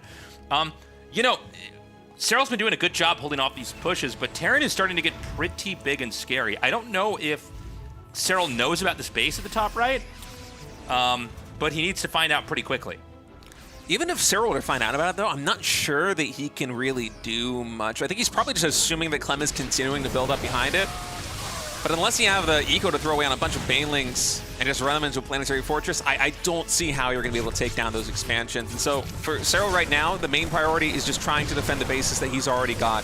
As Clem pushes once more here on the right side, and I almost think this is kind of Clem baiting Serral into pulling the entire army over here so that he can snipe the bases in the bottom left. Yeah, Clem's doing a great job here. The question. Oh! Whoa. That was insane. Okay, so this hatchery is going to go down. I mean, that Widowmine must have gotten like 20 Banelings. That was a huge hit by Clem. You ever seen these like videos where like it shows exactly how much damage like a certain shot does? Like you can tell how big the Widowmine shot is because of that. And now Serral's going to take out the 12 o'clock base. So Serral, I think, is actually still not scouted the top right. He basically went for what he thought was the most vulnerable exposed base. Oh my God, and that hatchery goes down as well. A lot of expansions following. 3 bases in total, 2 of Serral's and 1 of Clem's. As Serral pushes into the natural expansion, thinks better of it, now retreats back. And he might check the top right corner now. Oh, especially seeing an SCV coming in from that side. That has to build some suspicion. Okay, he's gonna, now he sees it. This is always a weird moment in StarCraft when you think the game's in a certain state because you didn't realize the base was there. Now, I think he can still punish this. This is, again, a really hard position for Clem to actually defend. It's kind of marooned out here on the far top right. If Serral can hold this push off and hit that location at the top right and take it out, I think he's probably destined to win this game. Could be, but keep in mind, Serral, he's sustaining a lot of damage of his own. He's reset down to what is basically a 4-base eco. Clem is also effectively on a 3-base eco right now as Serral once more comes in. Widowmines are going to soften these Minas a little bit, but there's enough DPS to take down both of those turrets. That was kind of a cool move. Serral faked out Clem. He basically went to the top right and then just kind of waited there. And Clem thought that the Mutas were looping back around to the bottom, so he thought he could move out. But then he went in there and did a little bit more damage. I mean, this has just been a great game, a real back and forth between both these players. Serral is continuing to try and fish for damage with these Mutas, but they really haven't gotten too much done over the last couple of minutes. And it's a concerning position for Serral because even though Serral is ahead in supply right now, he's on 80 drones to the 50 SCVs of Clem. The army supply for Terran is much higher than Zerg right now, and this is a critical time in the game where I don't think Serral has many Ultras. Yeah, it's just 1 Ultra. There are 4 Infestors. But these spellcasters are going to be critical to the defense. Without the firepower, without the staying power of a healthy Ultralist count, Clem on 138 army supply has huge potential to pulverize the position of Serral. Okay, so I don't think Clem can do much with this just yet. He's going to try to push it. Actually, I take that back. He's taking everything that he's got down here now. So he's not split pushing anymore. He's going to try to basically hold his position, wipe out 6, and then the base to the left of this. With no creep spread, the Marines, they can micro back behind the Marauders, and the Banelings are never going to connect, so Serral going to dive in once more. He needs to clean up those Marauders. The Banelings trying to chase off creep, but they're too slow to connect with the Marines. Yeah, it's hard. Okay, gets another amazing fungal. That group is going to be wiped out. 1 or 2 more fungals like that, and I think there's going to be not a whole lot that Clem can do. Clem's army is now so small, he has to run all the way back. Clem has filled in the top right 3 spots very nicely, and you know, sometimes the best offense is the best defense. You know what I mean? Or the best defense is the best offense. You know what I'm trying to say? Yeah, I got you. Whatever that cliche is. Like, but the reality is, like, yeah, Clem is able to get all these bases up because Serral's so preoccupied trying to defend everything. And Serral, even though that was a great fight, he's still just on these 5 bases, only just now taking a 6th base in the bottom left. So once those drones get to work, it's going to be a big economic bonus here for Serral. I just think back to that fungal there on Clem's bio. So many Marines got caught in it. In a stage in the game where Clem is just kind of limping back into resaturating these bases, I'm not sure he's going to have enough because right now, Serral, he's up in army supply. The Ultras, they're really starting to come online, and the medevac count is so low here for Clem. Mapu highlighted it a moment ago, but so many medevacs have fallen over the course of this game that without healing, I mean, you're going to stim again here as Clem, and that bio will be so low on HP. Oh man, the position right now for Clem is so flimsy. He's got all these bases. These are all just kind of hard to defend, right? That's not a planetary at that base. It's most exposed, which means it's much, much harder to hold. I think the main CC is being swapped, or actually the natural CC is being swapped out to take that base over there. Doesn't mean that Clem's dead, but like if he has a couple more fights that he loses, he's out. He's very close to being knocked out right now. I mean, the units lost the units tab make it look so much worse than it was GG. A moment ago. GG is called. I was like, he's not quite dead yet, but it's good. Okay, he's dead. He's gone. Yeah, I mean, it looked like it was going to be better for Clem, but I think we got accustomed to all these reinforcements just streaming across the map. Cyril did some real damage, taking out the SCVs, forcing lifts, killing command centers. And so Clem, that was the first real hiccup in his economy, where he couldn't just continue mass-producing these units out of the barracks. And you could really feel it, because it's one bad fight, but it's like, oh, that was a bad fight. Like, Cyril had a great fungal. But surely there's more coming after this. And then you look at the units tab, and it's like, no, there's 3 medevacs on the field. The reinforcements, they simply are not there. And that's going to be Cyril going down to match point. Yeah. Nicely done. I think that was probably the easiest map for Cyril. I think a strong map. Yeah, but strong map for sure. I mean, it's still such a challenge for both these guys. Yeah, I mean, they're such a close match for each other. It's been great games so far. So Cyril is now in the lead here. Clem's going to try to start that comeback. And we're going to go on to Ruby Rock here for map number 4. Ruby Rock going to be a lot of fun. A little bit more of an aggressive map, in my opinion. I think it should be better for Clem. So fingers crossed here for a game number 5. No cheeses so far.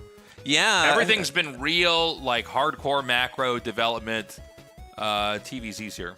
I mean, the closest thing that we've got was, like, the eco cheese of going, like, what was, like, 205? He threw down the 3rd command center. Then it goes in battle mech and speed band cheese. Like, that's not technically, but it kind of feels like a cheese. I meant, like, a cheese is in, like, where let's end the game. Like, like some kind of crazy, I don't know, bunker rush or something like that. Ling Bane bus, something like that. We haven't had any insane early aggression from either side for sure.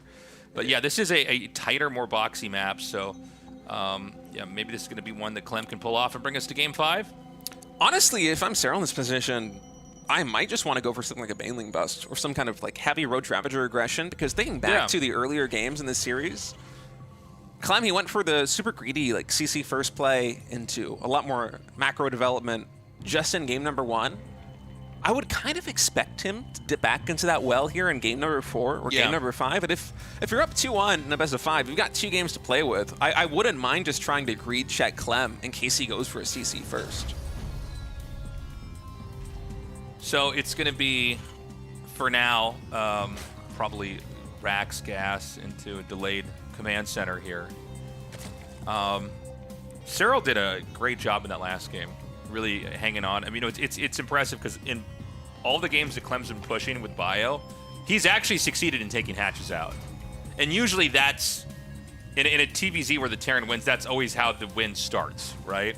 Is you pop a couple of hatcheries, the Zerg's destabilized, the Zerg can't quite tech into what they want, they don't quite have enough bases, and the push breaks the Zerg at some point in time. But the fact that Clem is, in both games, killing off at least 2 hatcheries in the push, in that critical moment right before the Zerg can explode economically, and Cyril still holds and still fights back. Yeah, thinking back to the earlier games in this series, I think it largely is based on the development style of Cyril. If you look at games 1 through game 3, it feels like that Cyril is really trying to power primarily on a 3-base economy. And he's going for these 4th hatches, of course. You want the larva, you want the potential to be able to continue to develop your macro, but he's not going for them in a way that he hinges the future of the game on it. He's really happy just to keep like 67 drones or so of full 3-base saturation set up and just flesh out with evolution chambers with a lot of different tech options and get ready to battle Clem in the mid game. And he only really starts to saturate the 4th base when it feels like he has a strong foothold with his army. That's the approach that Cyril's been going for over the course of this entire series, and that means that Clem, if he does go for something like, say, 3 barracks, like a 3-1-1 before adding in the 3rd command center, and he does get a hatch snipe, well, suddenly Cyril's not out of the game. A Zerg that would play a lot more greedily, trying to go up into some like 70 or 80 drones very fast, or rush a high very fast on a high drone count, might get knocked out, but Cyril, just because he's playing this more conservative style where he just wants to fight in the mid game on 3-base economy, it still works for him. And so I think it produces some really dynamic games. It's been fun to watch Cyril develop in that way. Yeah, it's so exciting watching him play. So we've got the 3 CCs here. Let's see if there's any mech, by the way. I know that when he did go mech, he went CC first into 3cc mech, right? So it's a little bit different, but I don't think there's, I mean, we don't know yet. The game's still in a very new, like, fresh iteration, right? But I think there's a world where you could still mech with a slightly altered build order like that. Yeah, so far, I think this is the identical build to what we saw in the previous game. Yeah. It may be like an absolute, like, carbon copy of that. Yeah, I mean, we might go all the way to that same build. Coming back into the main base right now. So cannot corral it with those lings, but some pretty good management by Serral. And if you look at the third base position for Serral, expanding to this triangle expansion, once Clem actually establishes his own triangle base there in the center, it's not very far away from the third base of Serral. And so, in the previous game, it was the same build order here for Clem. You go barracks, factory, command center, and then you add in the starport and the extra gas. He went into a very late game focused, or macro focused, I should say, style in that previous game. But I feel like on this one, you can kind of just play the 3 command centers and try to kill Zerg with how forward these hatcheries feel. Yeah, so he's just going to be out here poking this hatch. We do have the Banshees with Cloak again, as Serral's basically securing that third triangle base over there. More Poke's going to come in here as well. Oh, Clem, is he going to commit? I was going to say, a lot of times you got to be careful because once you dive in and try to kill drones, then all the creep just gets to spread out on the map. So you really, I think it's almost better to not do it than to go in, unless you're like so confident you're going to get drone kills. Yeah, especially with just 2 Hellions. You need a minimum of 4 to really be able to stack up the damage if you dive in. Yeah, otherwise it just takes too many shots on the drones to kill him. So it is going to be just bio, like we've seen before here. The Overlord does see the third command center, so Serral knows exactly what kind of game this is. No mysteries right now. Serral is so good with the scouting over the course of this entire series. Whether it be one ling, whether it be an Overlord scout. It's a little bit expensive losing an Overlord like this, but the information is just absolutely worth it. And so let's watch and see if Serral does kind of the same development pattern where he goes up to 66 drones, stops there, even though he is trying for a 4th hatchery, just really builds up his production base. Because it's been working for him thus far, and I think that here on Ruby Rock, where it's much harder to secure a 4th and a 5th base than some of these other maps that we've played in this Best of 5 series, I think that Serral's going to need a very formidable army in the mid-game if he wants to survive the pressure coming out from Clem. Okay, so we've got that third base landed. Baneling's Nest about halfway done. Same with Stim. And he's going to go for it. He's going to go for the dive. Gets 2, but trades out a Hellion there. The Banshees are going to come down here as well, and they can actually take out the Queen. Nicely done. The one that actually had the mana, or the energy. Yeah, I think the front Queen also had the energy for Transfuse, but was just slightly off creep, so a little bit unfortunate there for Serral. But Serral, look at this. Ling's able to skirt into the natural expansion here, and yeah, Clem is going to clean this up. I don't think he loses any SCVs. I actually thought he lost way more Marines than that. I was going to say, it's only 3. Yeah, I don't know. There was some kind of something deceptive about the way the fight looked. I thought he lost all the Marines and it was SCVs that were just left over. But I mean, Serral definitely got the damage done to kill like 5 Marines there, but I think it was just so perfectly distributed that... That's a great time to kill Marines because that's right when you're starting the Marine accumulation, right? So if you take out the Marines, then that means the medevac Marine push that is inevitably going to come is later, so the Zerg gets, a much, much better position. Oh, this is really bad. Oh, man. Yeah, it's a bit unfortunate there for Clem. His attention was elsewhere. Yeah, didn't he? When I was watching his cam, it felt like he didn't react at all. I don't know if it was mishotKeyed or what. He still might not know. No, it sucks losing Banshees like that. He must have thought he moved them a little bit further away, but nice pick off here for Serral. So we've got a small push coming out. Is there no medevac with this? Oh, there is. Okay. But not enough. Not 2. So he's got to be careful because anything that surrounds here, some of these Marines are going to get killed off. Fast Hive coming in here for Serral. He's got the second medevac coming out here with a tank. I don't know. Is Serral going to have he should have enough to hold this, right? Certainly feels that way. With 1-1 finishing, there is some potential for Clem to get damage done, but it feels like there's enough Lings and Banelings to at least keep the hatchery alive. Look, it's even a macro hatchery for Serral. He doesn't want to be in the same position that he was earlier on in the series where you lose the 4th base and suddenly you don't have the larva to actually produce the Ling Baneling that you want to.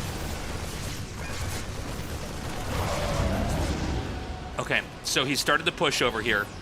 He's going to start to chip away. I think it's only 1 tank. Is that correct? It's 1 tank, but we just had, I think, 2 more medevacs full of Marines join this force. So this is becoming a... This is a super conservative position here. Oh my god, there's really just nothing to defend right now.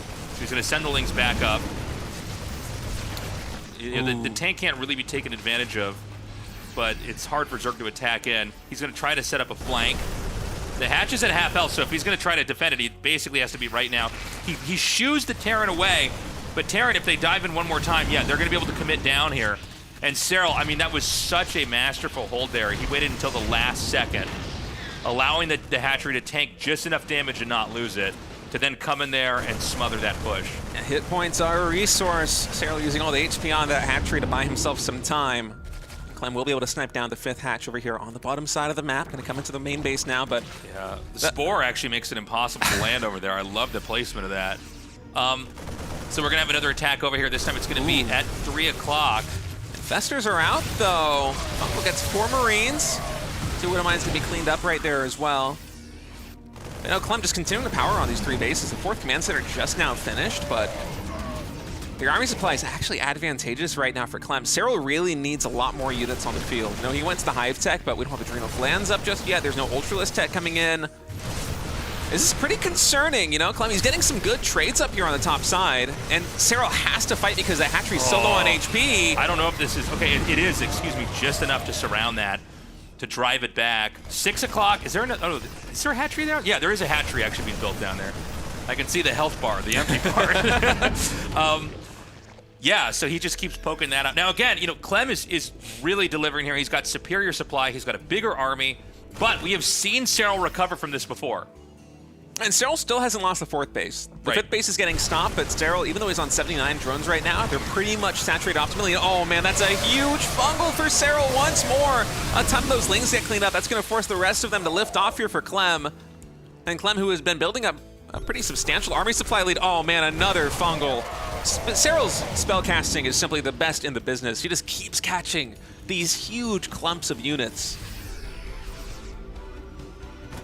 Okay, so he's going to attack it again here at 6. 6 has always been the weakest point here for Cyril.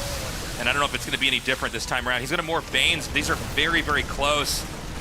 This is always a bad sign when you see all the Banes morphing over the hatchery that is going to be inevitably killed off here.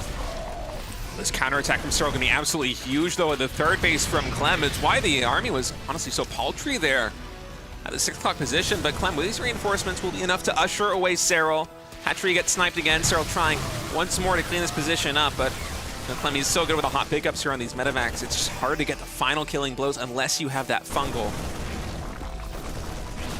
Yeah, I mean, I have lost count, literally, of how many times this hatchery's been killed. I think it's like 4 or something. Yeah, it's 4 or 5 times I think that hatchery's gone down. It's crazy. Cyril tries to counterattack. You know, in this tug of war, Zerg can bleed off a lot, and that does add up over time. Cyril's hitting here once more. And Cyril actually distance mining from this hatchery. He was really expecting to be able to keep it alive the last time he built it. Right. That last cancel, or I should say kill, actually was probably the most substantial one there for Clem in terms of getting damage done. So he's almost got the Ultralisk Tech out. And usually with Cyril, once he gets that Ultralisk Tech out, that's when the Terran pushes really become a lot weaker. Yeah, but Clem, this time he actually is posturing to be able to play a late game. He's going into the Ghost Academy now. He's adding in additional command centers. I'm on 4 bases currently, but he would love to get more damage done with the army he has on the field. If he can just continue to cancel this hatchery down at the 6 o'clock position, it would be huge here for Clem. That fungal only connecting with medevacs. Honestly, well controlled by Clem so far, but Cyril just has so many units. So, you know, the Ultras are out now. They're good to go. Cyril's reaching all the way into the top right side of the map. We are running out of bases for Zerg. Like, it's hard to imagine Zerg actually able to expand into the lower left. We could end up with Clem forced into exhaust play. It does seem like he doesn't. It's a little bit different from Maro. Like, you can say Maro withdraws a lot earlier than Clem does when you watch both these guys play, where Clem kind of commits trying to force the game to end. But Clem may be forced into that kind of style. We see him teching into Ghosts now. Oh, huge Widow Mine shot here for Clem. Yeah, about that style, I think it's just that Clem is better than multitasking at basically everybody in StarCraft 2, with maybe the one exception of being Cyril. And so, yeah, it makes sense for him to constantly go for these skirmishes. The problem is that Cyril is just keeping up with him. And now Cyril really mustering a strong army, going to be trying to take down that planetary fortress at the 9 o'clock position. I think he has enough to get it, but it will be a little bit of a trail of bases. Top right hatchery will get sniped there by Clem. This planetary fortress goes down, so Clem reset down to a 3-base economy, although he has another orbital, or command center, I should say, floating down in the bottom left. and Serral reset down to 5 bases. Serral keeping the 6 o'clock alive during all of this means that even though they trade 1 base for 1 base, Serral still has a much more sturdy economic foundation. He can continue to macro up. You can see right now, even though the worker counts are relatively even, 74 versus 89 in terms of these bases, like all the mineral lines are going to be fully saturated.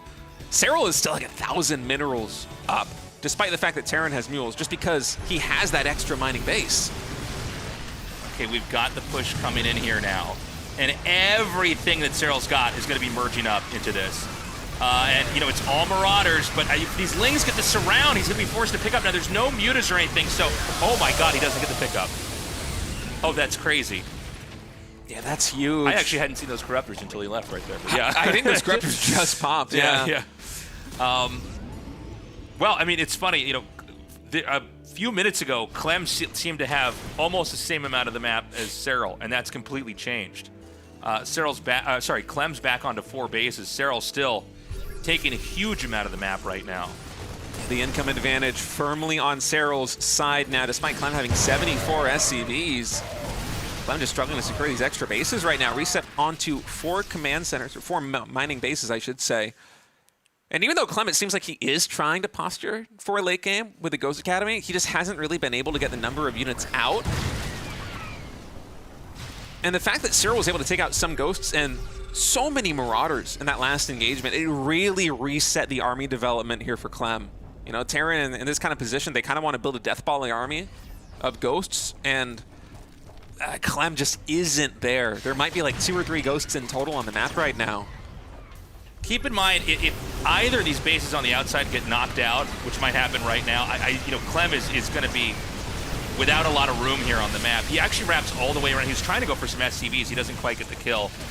It's huge to lose the command centers, but sometimes if you kill the CC and all the SCVs there, it really, really takes the wind out of the sails for the Terran. Clem trying to take out this top right base again. I think he might be able to get it after he has the EMP on the Infestor and takes out that Ultralisk. So it's 1 base traded for 1 base once more. But we saw this story already, and it was better for Serral just because Serral was able to keep the 6 o'clock expansion alive. This time, Clem is going into a faster expansion at the 12 o'clock, so he's going to try and be able to recover that way. But trading 1 base for 1 base when one player just has more of the map, it feels so much better for Serral. Yeah, he's going to force a lift off there. So the 9 o'clock spot's gone. The 12 o'clock spot, it's going to probably be reclaimed here. Well, actually, maybe not. But the point I'm trying to make is that, there's not a lot left on the map here. You can see that the base in between those 2 bases is empty. So, Clem is almost out of oxygen. If he can't, oh my god. Yeah. And the Corruptors actually get the snipe on the command center. So, Clem either manages to live and keep a base up and the game goes on, or Serral has basically shut him out of this game and will win 3-1. And Clem is going for what feels like one last Hail Mary push. Almost his entire army is mustered over here on the right side of the map. 3 Ghosts, 20 Marines and 20 Marauders. Serral going for the engagement right now. Actually not going for a full surround, trying to chase off of Creep. This is about the best fight that Clem could ask for. Yeah, that was not good for Serral. In games like this, again, it's not like Serral's going to lose if he doesn't kill Clem right here, but this is your opportunity to shut it out. Barely saves that hatchery. That's so crazy. That fungal's so good for Serral again, though, and Clem. Eventually, the attrition is going to be a little bit too much for him. Honestly, the counterattacks there for Serral, just being able to reset Clem onto a lower and lower base count, really seemed to be the winning factor in that final game. If Serral gets ultras out, the game really gets flipped on its head. But there was a period where Clem was going up to 6 or 7 bases or something like that. Yeah, he's trying to. Yeah. And then in the course of a minute or two, they both are kind of base trading at one point in time. There was Clem attacking on the right side of the map and Serral moving up through the bottom and the left. Serral took that trade really well. And then basically it was all about just shutting down the last 2 exterior bases, right? Yeah. I was honestly surprised at how fast Serral was able to build up his economy in that final game. I was kind of expecting him to stay mostly on 66 drones for a pretty substantial duration. It's the way that he did earlier on in the series, but he was able to push up into the 70s quite fast. And so Serral going to be the first player to advance to the upper bracket final. He will await the winner of Hero versus Rogue to determine the first berth It's that September 13th Grand Finals. Cannot wait for it. And that was a great series. No, Clemmy's going to fall now into the lower bracket. You have 2 lives in this double elimination format tournament. And he's going to be going up against Solar on August 8th. Yes. Yes, that's going to be next weekend here. We close out the studio portion of the tournament and then go to BlizzCon. Hero versus Rogue is coming up next. Guys, quick plug for some merch. We've got RSL merch. We've got Tasteosis merch. We've got a bunch of great stuff at tastelessthreads.com. Go there. Check it out. And I think you'll find something that you like over there. We're going to have a short little break. When we come back, we're going to go on to our next match here in tonight's RSL.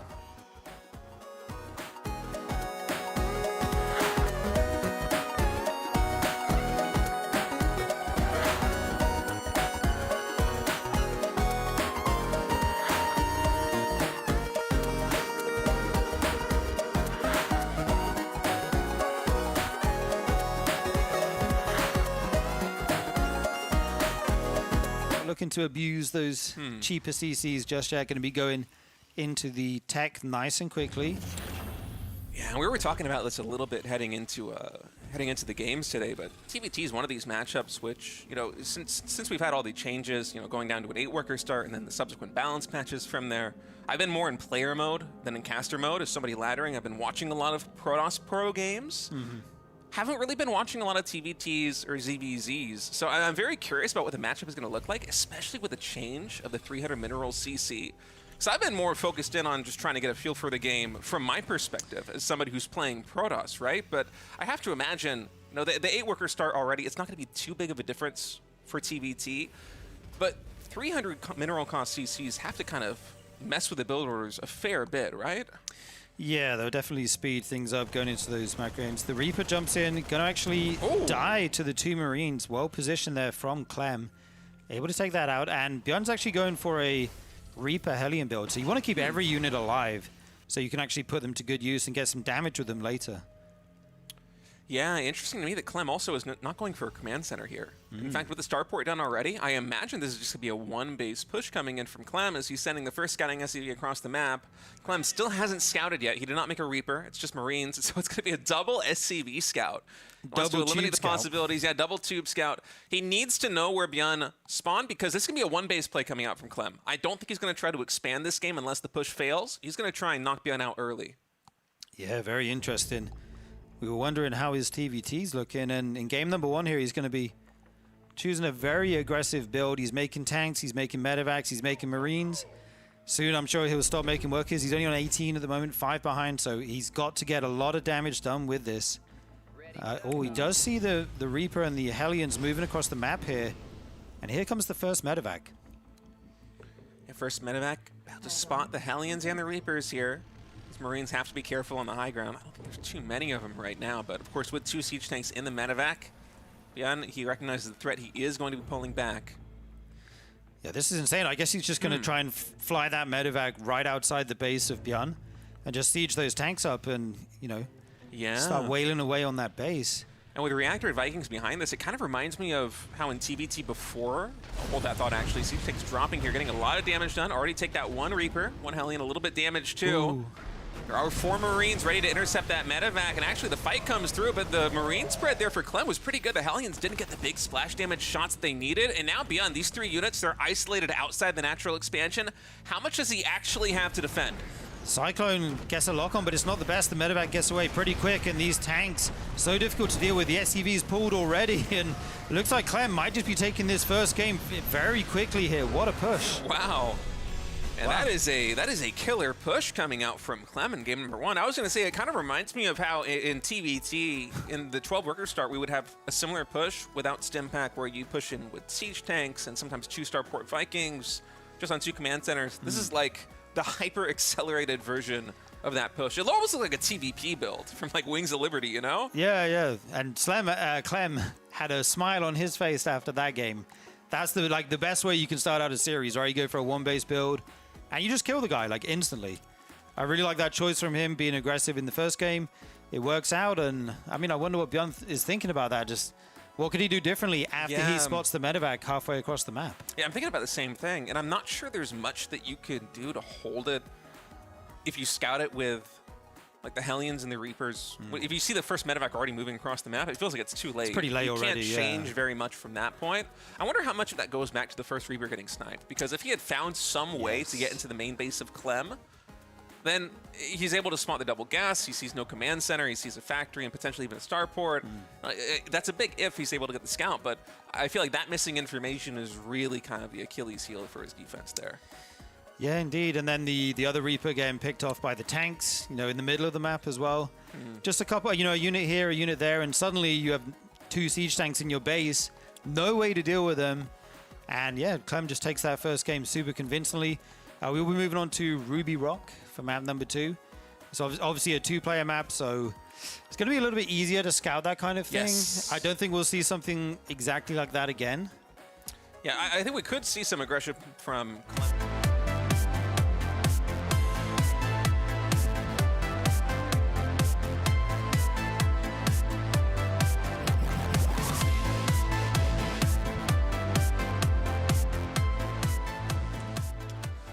Hello, everybody. Welcome back. We are ready to go into our second best of 5 of the night. Cyril has advanced, defeating Clem 3-1. Yeah, and now it is time for Hero versus Rogue. And this is going to be another banger of a match, honestly. Clem versus Cyril was epic. It was a war of attrition from game 1 all the way through game 4. I mean, that was one of the best series you could possibly ask for. Really, the only way it could be better is if we went to a game number 5. But in any case, Cyril just running the gauntlet, taking that 3-1 win. And now we're going to have the best Protoss player in the world going up against a Rogue who has been on fire in this patch. Yeah, it's Rogue. He did his military service. He came back, and people are always saying, are you able to get into the form you were in before your military service? I think he could do it. He's looked really, really strong. He's got a really wide range of play. Like you do not know what Rogue's going to do in any given game. He's capable of doing absolutely anything. And I know that kind of sounds like a cliche, but I genuinely believe that Rogue, more than any other Zerg player I've seen, fully utilizes the Zerg arsenal in basically every matchup, particularly in ZVP. You'll see him go for hatch blocks, proxy hatches with spine crawlers. You'll see him use swarm hosts. You'll see him use Nidus worms. If there is a tool that Zerg has, Rogue is going to try and find a way to use it to the best of its ability. It's what makes him so fun to watch. And this should be a great series. Yeah. Let's see what Hero's got, for us here. I think you're 100% correct. I think he's the strongest Protoss there is right now. And, I think Heroes is kind of the favorite going into this, as strong as Rogue is. I mean, Heroes had an amazing couple of years here. And, for a while, Protoss have been looking very strong. Yeah. We have these periods. I think historically, we had a time when Zerg were kind of winning everything. And Terrans obviously have had their moments of dominance, but especially in our tournament, especially in RSL, I mean, it's only been Protosses winning. Let's see if he's going to do it again this time around. Remember that the winner of this goes on to face off against Cyril. And whoever wins there will get a seat at BlizzCon. Yeah, that upper bracket final going to be absolutely huge. And no matter what matchup we get, whether it be Hero or Rogue advancing to face off against Cyril in that upper bracket final, it's just going to be an epic match. I mean, the RSL is so stacked here in Season 6. It's really shaping up to be the best season of RSL ever. Yeah, this is, I don't know. I'm so excited to see who's going to take this between these two. Clem and Cyril was already such a treat. So in this game, we've got the Probe Scout coming out here right away. And seeing that Rogue has gone for Hatch Gas Pool. This is a map where you get these a little base, kind of corner, like pocket base, I think is what we've been calling it, in the back, which also does have a little, avenue for workers to get in and out of. Yeah, but only 5 minerals, not the 8 that base normally gets. Only 1 Vespene gas. So there is a trade-off if you decide to go for the more conservative option here. Yeah, it basically, it seems like the way a lot of people like to play this now is just expand out as much as you can, and then if there's any pressure or any instability in your position, take that back base. Yeah. Well, it's a very fun map. Celestial Enclave, really, in every map pool that it's been in, has been the most macro-oriented map in that pool. Right. And so we'll see. We'll see if we're going to have a long macro game here between these two. I would love to see it. But Hero, he's been pretty aggressive in his PvZs so far on this patch. A lot of games he's played in online tournaments so far have been Void Ray based, but it seems like over the last couple of weeks, there's been a lot more developments I'm not sure how much of this is due to, the new iterations that we're getting in patches. Gateways with Warpgate Research produce a little bit faster now than they did even when the 8-worker patch went live. I believe it's a 50% bonus as opposed to a 40% bonus. And Hero's been mixing in some pretty cool play to try and capitalize on that, whether it be like 2 gates that are just churning out adepts constantly, and he just keeps shading them into the 3rd base, the 4th base of Zerg players, and then behind that going for who knows what sort of tech. He has a much more wide range of style now than he did at the beginning of the 8-worker start, and I think it makes Hero a much more fearsome opponent to try and deal with. So we've got that Stargate about to finish. Probably going to be an Oracle, but let's see what he goes for. Could be some surprises in store for us. And it's going to be that Void Ray, okay. Which you were kind of mentioning in an earlier state. So Yeah. the Void Ray, it is not as much of an offensive play as a kind of fix-all for any harass. You clear overlords, and you get a 3rd base basically every time. Yeah, and I think for Hero, especially as he's been developing with a lot more variance in his play over the past couple of weeks, opening with the Void Ray is a very smart move because it's going to limit the scouting of Rogue.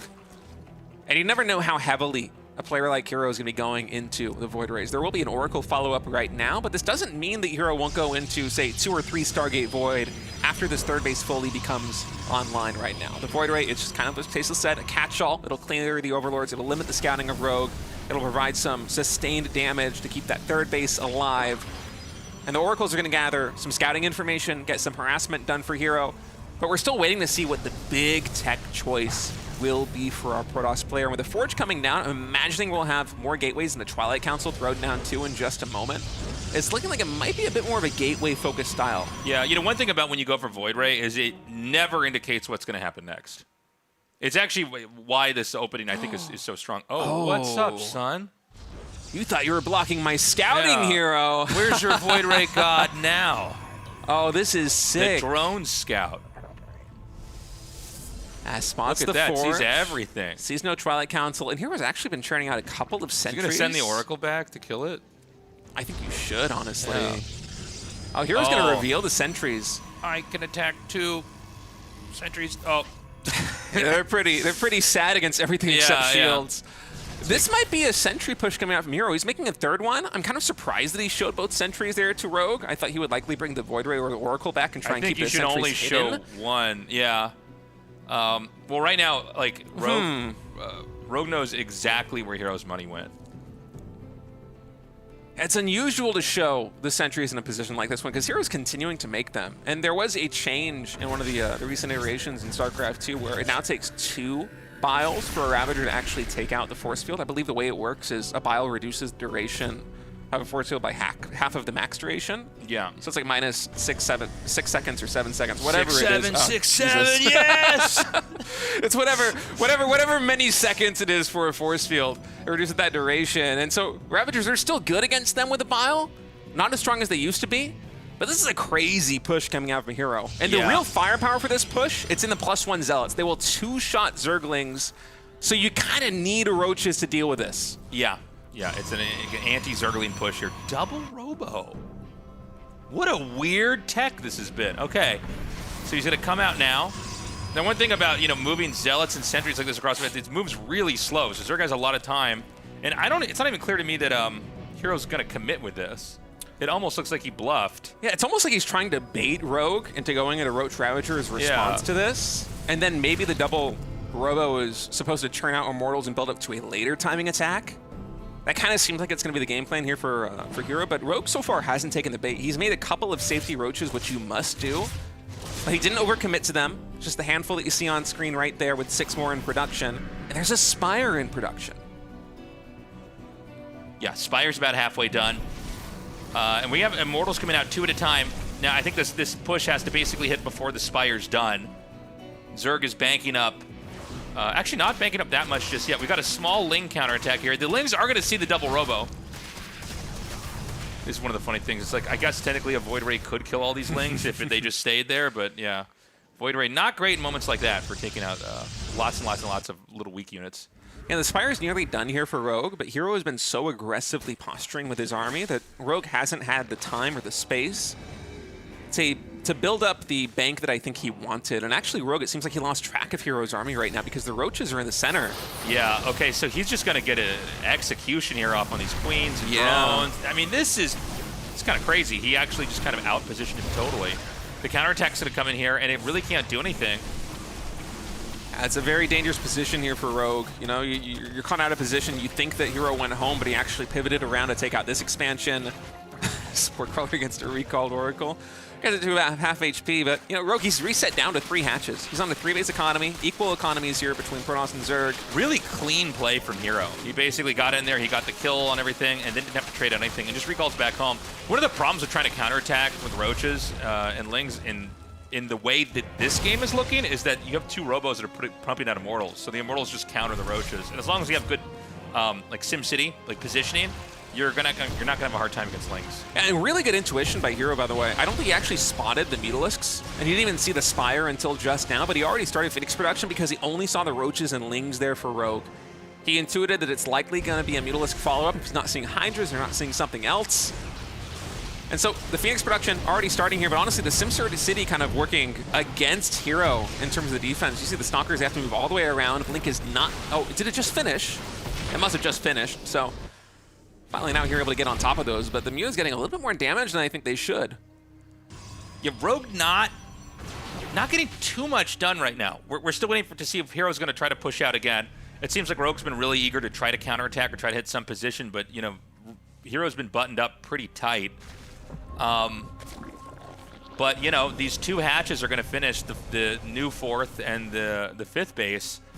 And it's probably going to be time to move out then from Hero. Now, Hero basically already won the first fight and is basically taking a lead since that. Oh, there's going to be another base taken at that Pocket Expo that we were talking about earlier.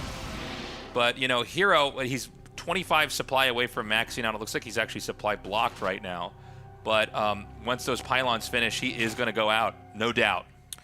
Yeah, and this is a very effective way to play versus a Mutalisk style, even though Rogue hasn't really been able to commit into Mutas the way that he wanted to. If you just play on 3 bases, you build a little bit of static defense back at home, and then you max out and push really fast like this, the Muta army, a lot of its strength is in its mobility. Its ability to go for counterattacks, its ability to intercept small armies. It's not as good in a head-on engagement. And so Hero maxing out like this, it's a real threat to Rogue. Okay. He takes out another base and kind of just leaves. And we have not seen Rogue really ready to take a fight. Now, maybe that is the right call by him, right? You're always willing, by the way, as Protoss to just give up Zealots and take out hatcheries. And so I think Hero's going to move in again. He's taken out that base. There's actually a lot of ways that Hero could try to attack this. He may try to go for that base that he took out earlier. All of the resources that Rogue have spent have built up into this army he's got. And it is a crazy amount of Banelings. So we need to see how the Banelings connect. Force fields are going to be extremely important here. Yeah, there's no Ravagers with his armies. The force fields can be huge here for a Hero. They're able to body block a lot of these Banelings out. You can see them finally be able to skirt their way through a small gap in between those force fields. But man, those sentries with their energy giving a lot of space here for a Hero. The Mutas trying to intercept the reinforcements. Hero, he has been producing out of gateways, so the Mutas actually could catch some of these Stalkers as they slowly waltz their way across the map. And that fight was very good for Hero. Yeah, I mean, Hero really didn't lose that much. And so there's going to be a huge dump of gas back into Banes again. These Mutas are also not getting a whole lot of value. He's trying to do what he can with them. By the way, I think Hero could take another base right now. I'm kind of surprised he's not on one already. I hadn't even noticed that until we saw that fight over there. He tried taking one in the center. He's now rebuilding it. I think the Mutas actually took this out after they were sniping the reinforcements. So, I mean, you could see Zerg, their position is just completely lining the bottom of the map. And it's possible Hero... Well, no, never mind. Hero's going to push out now. I was going to say he might be waiting for like someone to try to expand again there. But this is a huge army. Were there sentries with that push, by the way? I didn't see them. Okay, yeah, they're in the back. Yeah, there's only one sentry remaining. So that's like a Guardian Shield sentry. Yeah, the or it could be Banelings. one hilarious force field sentry. I've seen those too. You could hallucinate 2 more stalkers and put them in the front. Yeah. Absorb some of the Baneling damage. I'm really more of a put a force field in the middle of the Banelings and watch them go around the force field on both sides and kill your army. Yeah, not much utility for the first sentry, but the sentries, I feel like they already kind of performed their duty in that very initial fight, you know, and they just weren't mobile enough to actually get out of the way of the Banelings. So Hero, he's just remaxing up until this point on Stalkers. He is going to be adding in a couple of Disruptors, which is an interesting addition now. And he pushes forward again. These Banelings looking for connections off creep against Stalkers and Immortals. These are units that the Banelings don't have bonus damage against. Yeah, the Banelings are terrible versus Immortals, so if you can have the Banelings connect on that, that's going to be ideal. Yeah, but there's a lot of Lings and Roaches coming in right now, and with Adrenal about to be done, it's a little bit unlucky for Rogue. This fight is happening before the upgrade is finished, but I think the numbers are just overwhelming enough. You know, as poor as Banelings are against Immortals and Stalkers, Stalkers and Immortals are equally terrible versus Lings. So Rogue actually able to push through right now. This 4th base, Hero just established it, but we're actually able to keep it alive. I mean, I think Rogue's done it, man. He's going to take this base out again. He'll be able to explode on the map. The question is, can he actually keep this going? Because I think if he can get all the way up to where the 3rd base is, then Hero's done. Hero is like playing a really impressive game, but it seems like Rogue, you know, he took all the beatings he had to take, lost all the hatcheries he had to lose in order to get the right composition to eventually knock Hero's supply down now to 100. Yeah, Hero, I think it's a matter of time now before he gets knocked out of this game. The probes are trying to get pulled right now. Hero is trying to remax with some Templar and 2 Colossi, but their robotics facilities are falling here in the natural expansion. Hero is overrun, and Rogue takes game 1. Man, I gotta say, really great closer by Rogue. I mean, the whole game, it kind of looked like Hero was doing it, but it was like you just had to get just enough Banelings to break that comp. Mm-hmm. And then all the Lings, all the Roaches go in there. They take out all the Stalkers. You know, Protoss can't remake their army like a Zerg can. You know, Zerg can basically sit on a ton of larva and do that reset. And so there was no catching up after that. Yeah, that game was a real tightrope walk for Rogue for a very long time. And honestly, thinking back to those Banelings, it makes more sense versus what Hero was doing the more that I think about it. Because, you know, Rogue, he had maxed or was very near maxed on Lings, Roaches, and a small number of Mutas. And if he did the typical Zerg thing, where you just try and take a fight with your maxed army and then remax, I think Hero wins that game. Because I think the Lings and the Roaches are not going to trade effectively enough. But if you turn all those Lings into Banelings the way he did, even if they're not the ideal unit versus what Hero had, you're adding a lot more value to your army. It's kind of like you're going Supermax, right? Like you're already 200 supply, but you're making your army better by investing more resources into it. I think having that big one-punch army with mass Banelings, the Lings and Roaches, it just gave him just enough firepower to take out that last army from Hero, take game number 1, because that was looking so close. I mean, I really thought Hero had it after he outpositioned Rogue, took out the 4th hatchery, but Rogue finally clawed it back. Yeah, we're ready for game 2 now. Rogue, again, you know, with that supreme patience, kind of knowing when it was his time to take the fight and when it was worth just giving up hatcheries, abandoning positions, and it paid off. You know, Hero basically wanted to win that with, you know, some kind of a push. Now we're going on to a very different map here for game number 2. Exarch is probably the craziest map that we have at the pool here. 4-player map, and if you look at the base layouts, it is absolutely crazy. You have a couple different decisions in terms of where you want to take your 3rd base with a mineral wall on either side of your natural expansion, but even the layout of the natural expansion is very funky. You have these debris at the front door that kind of close up the choke point a little bit, but if they fall, it becomes wide open. It's a huge ramp there. And, you know, once you open up a mineral path to try and safely defend your 3rd base, it also opens up an additional path for the aggressor to try and get into your main base, into your natural expansion. And so the fact that we have Hero and Rogue both spawning on the south side in some of the closer positions on this map, it makes me wonder what aggressive potential there is for Hero, because Hero's not doing your typical opening. He's not building the pile on the low ground. He's not going for a super fast Nexus, at least just yet. He's building a gateway and gas in the main base. Yeah, this is it's gonna be interesting. And he's banking a lot of Chrono Boost energy too. 120 energy on the Nexus. I'm not even sure he Chrono Boosted probes even once. Yeah, where is he going to take us in this game? This is very cool to see. This probably is something very specific to this map. Oh my god. A second gateway. And he's going to send the probe up. Yeah, he needs to scout where the spawn of Rogue is because the build for Hero seems to be so aggressive. Yeah. You got to figure out where to send the units. You know, time is everything with a build like this one. So is it just like a Stalker rush? I'm not sure what it could be. I feel like it's likely going to be 2-gate Adept. Yeah, I guess Adept, yeah, it's probably more common. I'm just wondering, you know, I guess what you have, okay, so it's going to be 1 Adept here. He wants to just maybe like try to hit the minerals behind the expansion. Or maybe even get into the main base. You know, the Zerg economy, even though larvae are produced more quickly, the early game is a little bit more expensive. You know, hatcheries have a 25 mineral cost. Yeah. Is it also possible he just wants to hide a pylon somewhere really weird? He could. I mean, the Warp Gate, if he spends all the Chrono Boost, we don't know where the Chrono Boost is going into. I think he's definitely going to Chrono Boost the second Adept just so that they can be in tandem. They'll finish around the same time. But actually, no. He didn't even Chrono Boost the second Adept. It's only been on Warp Gate. And each Chrono Boost reduces the build time by 10 seconds. Yeah. So this might be... gate. Yeah, there's a third gateway. This is going to be a full-on Adept all-in on one base here from Hero. This is like a game you'd walk in and be like, what league is this in? Yeah. Like, okay. Well, he knows he's down here, right? I mean, he's got the other 2 spots, so he can do so. He just throws a pylon there. Yeah, Rogue now knows this is a one-base build, so it's going to be nothing but Lings being produced here by Rogue. Might even get a Spine Crawler at some point once he realizes what is coming. And, you know, one-base builds like this, usually, if they don't work, that you just have to leave. It's too hard to even get a second base up. Oh, yeah, there's going to be no transition, There's no like, damn, I didn't work. I guess I'll start a Nexus now. All right. The Warp Gates transform. That's an expensive upgrade here for a Hero. Now the Adepts, they're going to be shading in. Spine Crawler starts the natural expansion from Rogue. What is Hero going to do? Does he go for the fight versus the slow Lings? Yes, he does. Ooh, he jukes, and the Lings can't get us around. And this is going to mean that a lot of these Lings are going to be kind of whittled down. He's going to then send the next Adept wave into the main, and he should commit with that. Yeah. Yeah. I mean, it's all about snowballing right now. You want to be able to trade with the Lings before Zergling speed is done because that's going to be the maximal value here for Hero. I think with this... Ling speed is done.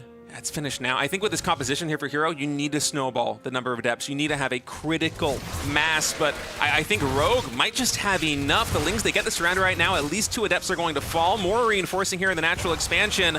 Okay, so they finished. It's about the same that he started the rush with. But again, Ling speed being done here. Again, you don't care how many Lings you trade out. You just have to get the Adept count low enough, and you are safe. And I feel like Rogue is almost held this. Hero is going for a Nexus right now. I think he's lost faith that this build is going to work. Cancels this shade as well. Rogue just has too much. And this is not a build that you easily transition out of. I think he could just get flooded by Lings eventually. Like, he's gonna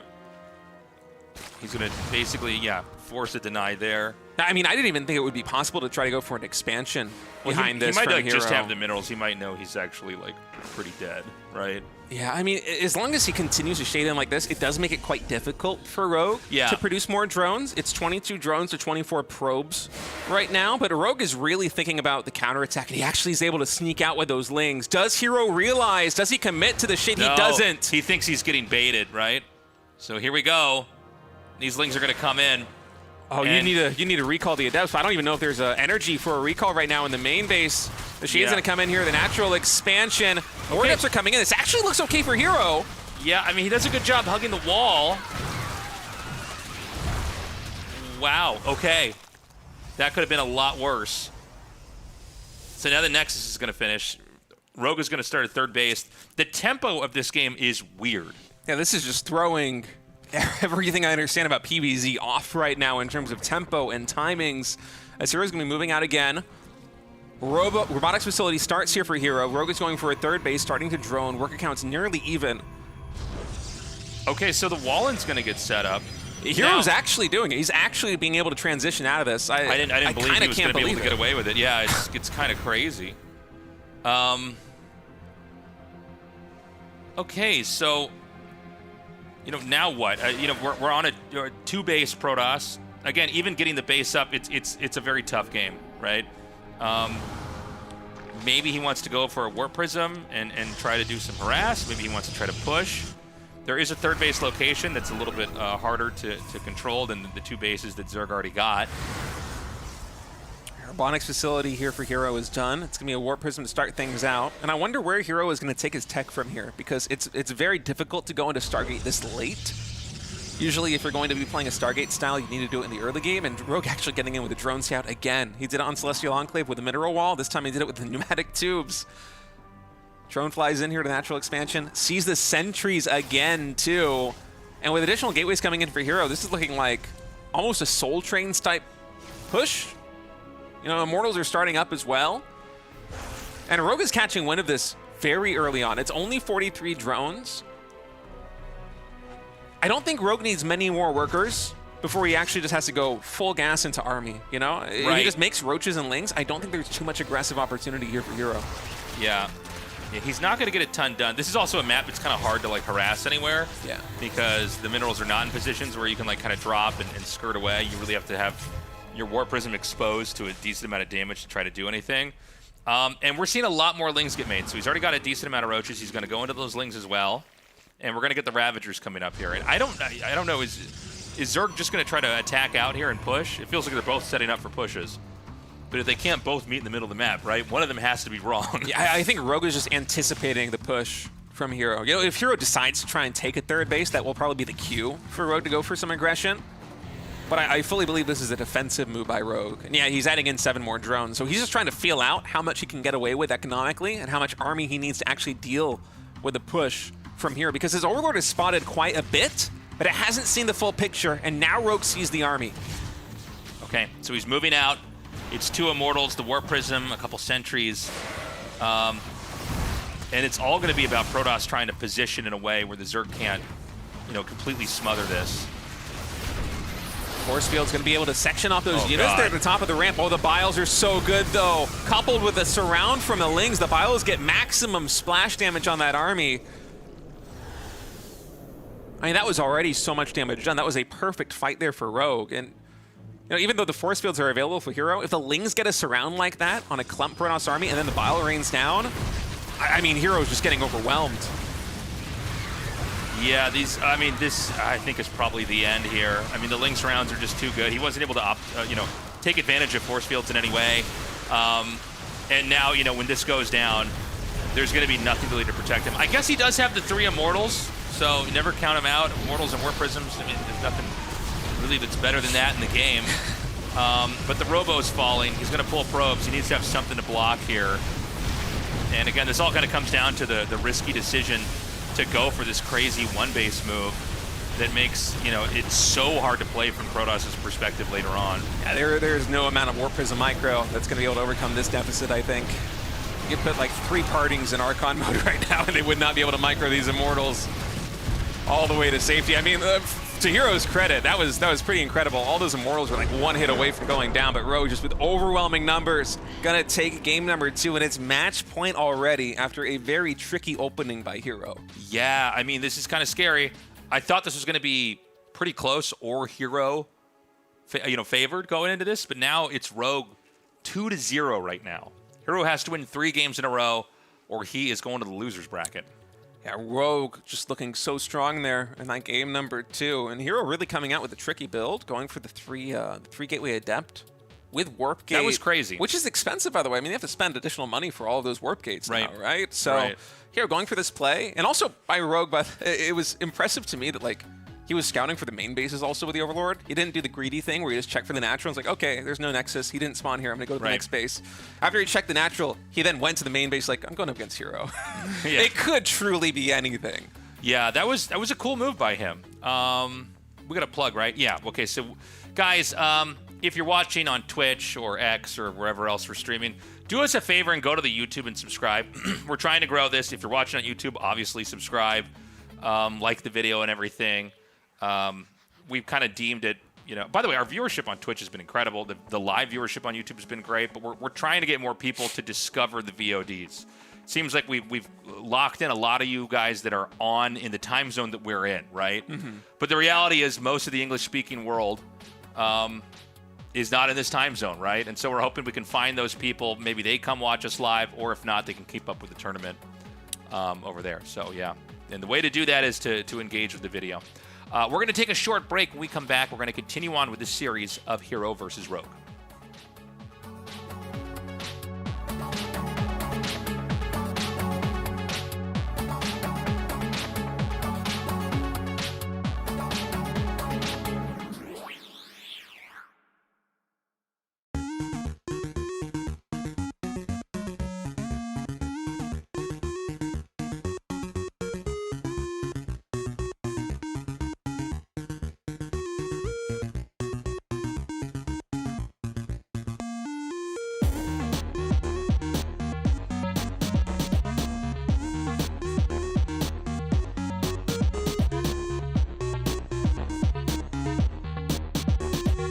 Probably favor Clem, but man, he played good today. It's kind of crazy that Clem played Protoss versus Terran up until a couple patches ago. Right. I mean, that just looks so good. Bjorn's one of the best TVT players in the entire world. He really Clem, is, with two very different styles showcased in this series. Siege Tank pushes on one base, Siege Tank pushes on two bases in Game 1 and Game 2, but then the long macro game in Game number 3. I have to say, as somebody who hasn't seen a lot of Clem's TVT because he's mostly been playing Protoss, I saw those first two games and I was thinking, all right, this is good, but maybe he's a little bit one-dimensional. That is not the case. No, he brought a whole range of styles there, and I'm just still over the CC first in the double racks, how good the defense was, and you can lose a lot of SCVs because you're making 2 at a time. Yeah. And then his transition from that and how just kind of comfortable he looked in the chaos and then macroing out of it to a big army. Really, really good stuff. Honestly, the defense in Game number 3 was really shaky. He missed Micro the Reaper. I'm not sure if it wasn't hotkeyed or what happened, but the Reaper, he didn't pull it back when it needed to. And the first Reaper just died for Clem for free, basically. That's true, yeah. And he was still able to pull back the game. So, I mean, if you want to go CC first, you have 2 excellent games to look at. Yeah, those are the replays to study for sure. Available on the Patreon. But looking at the bracket, Clem will move on to play Cyril in the semifinals. Ooh. Oh my God, what a banger that is going to be. Does not get any higher level than that in TVZ.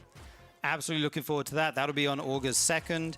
And the other game on August 2nd will be Hero versus the winner of our next series, which is going to be Rogue versus Lambo. Yeah, this is going to be an awesome top 4 here in the upper bracket, but of course the players who lost here in this first stage, they're not out. This is a double elimination tournament. You will be seeing more from Bjorn.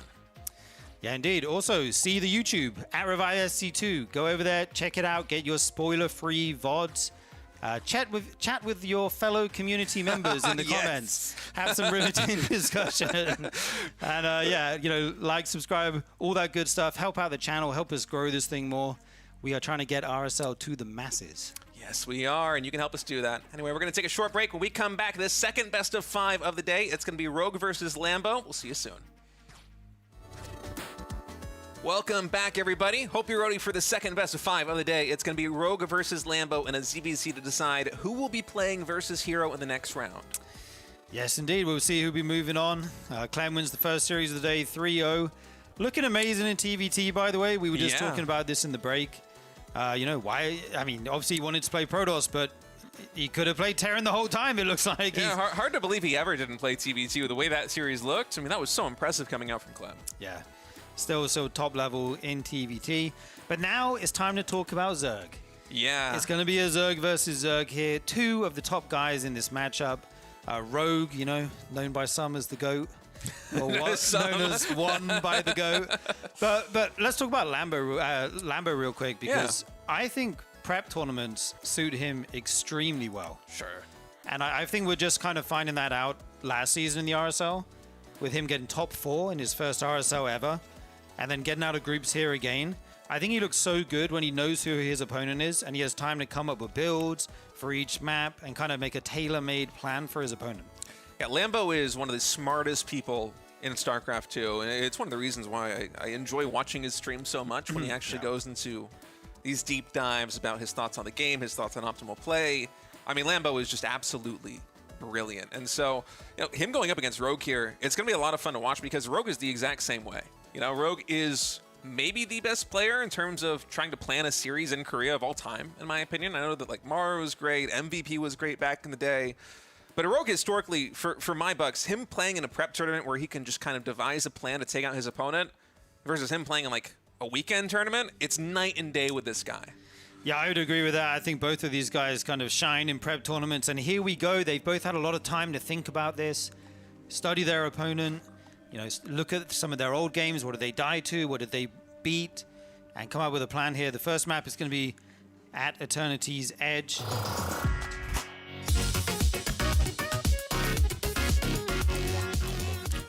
Hello, everybody. Welcome back.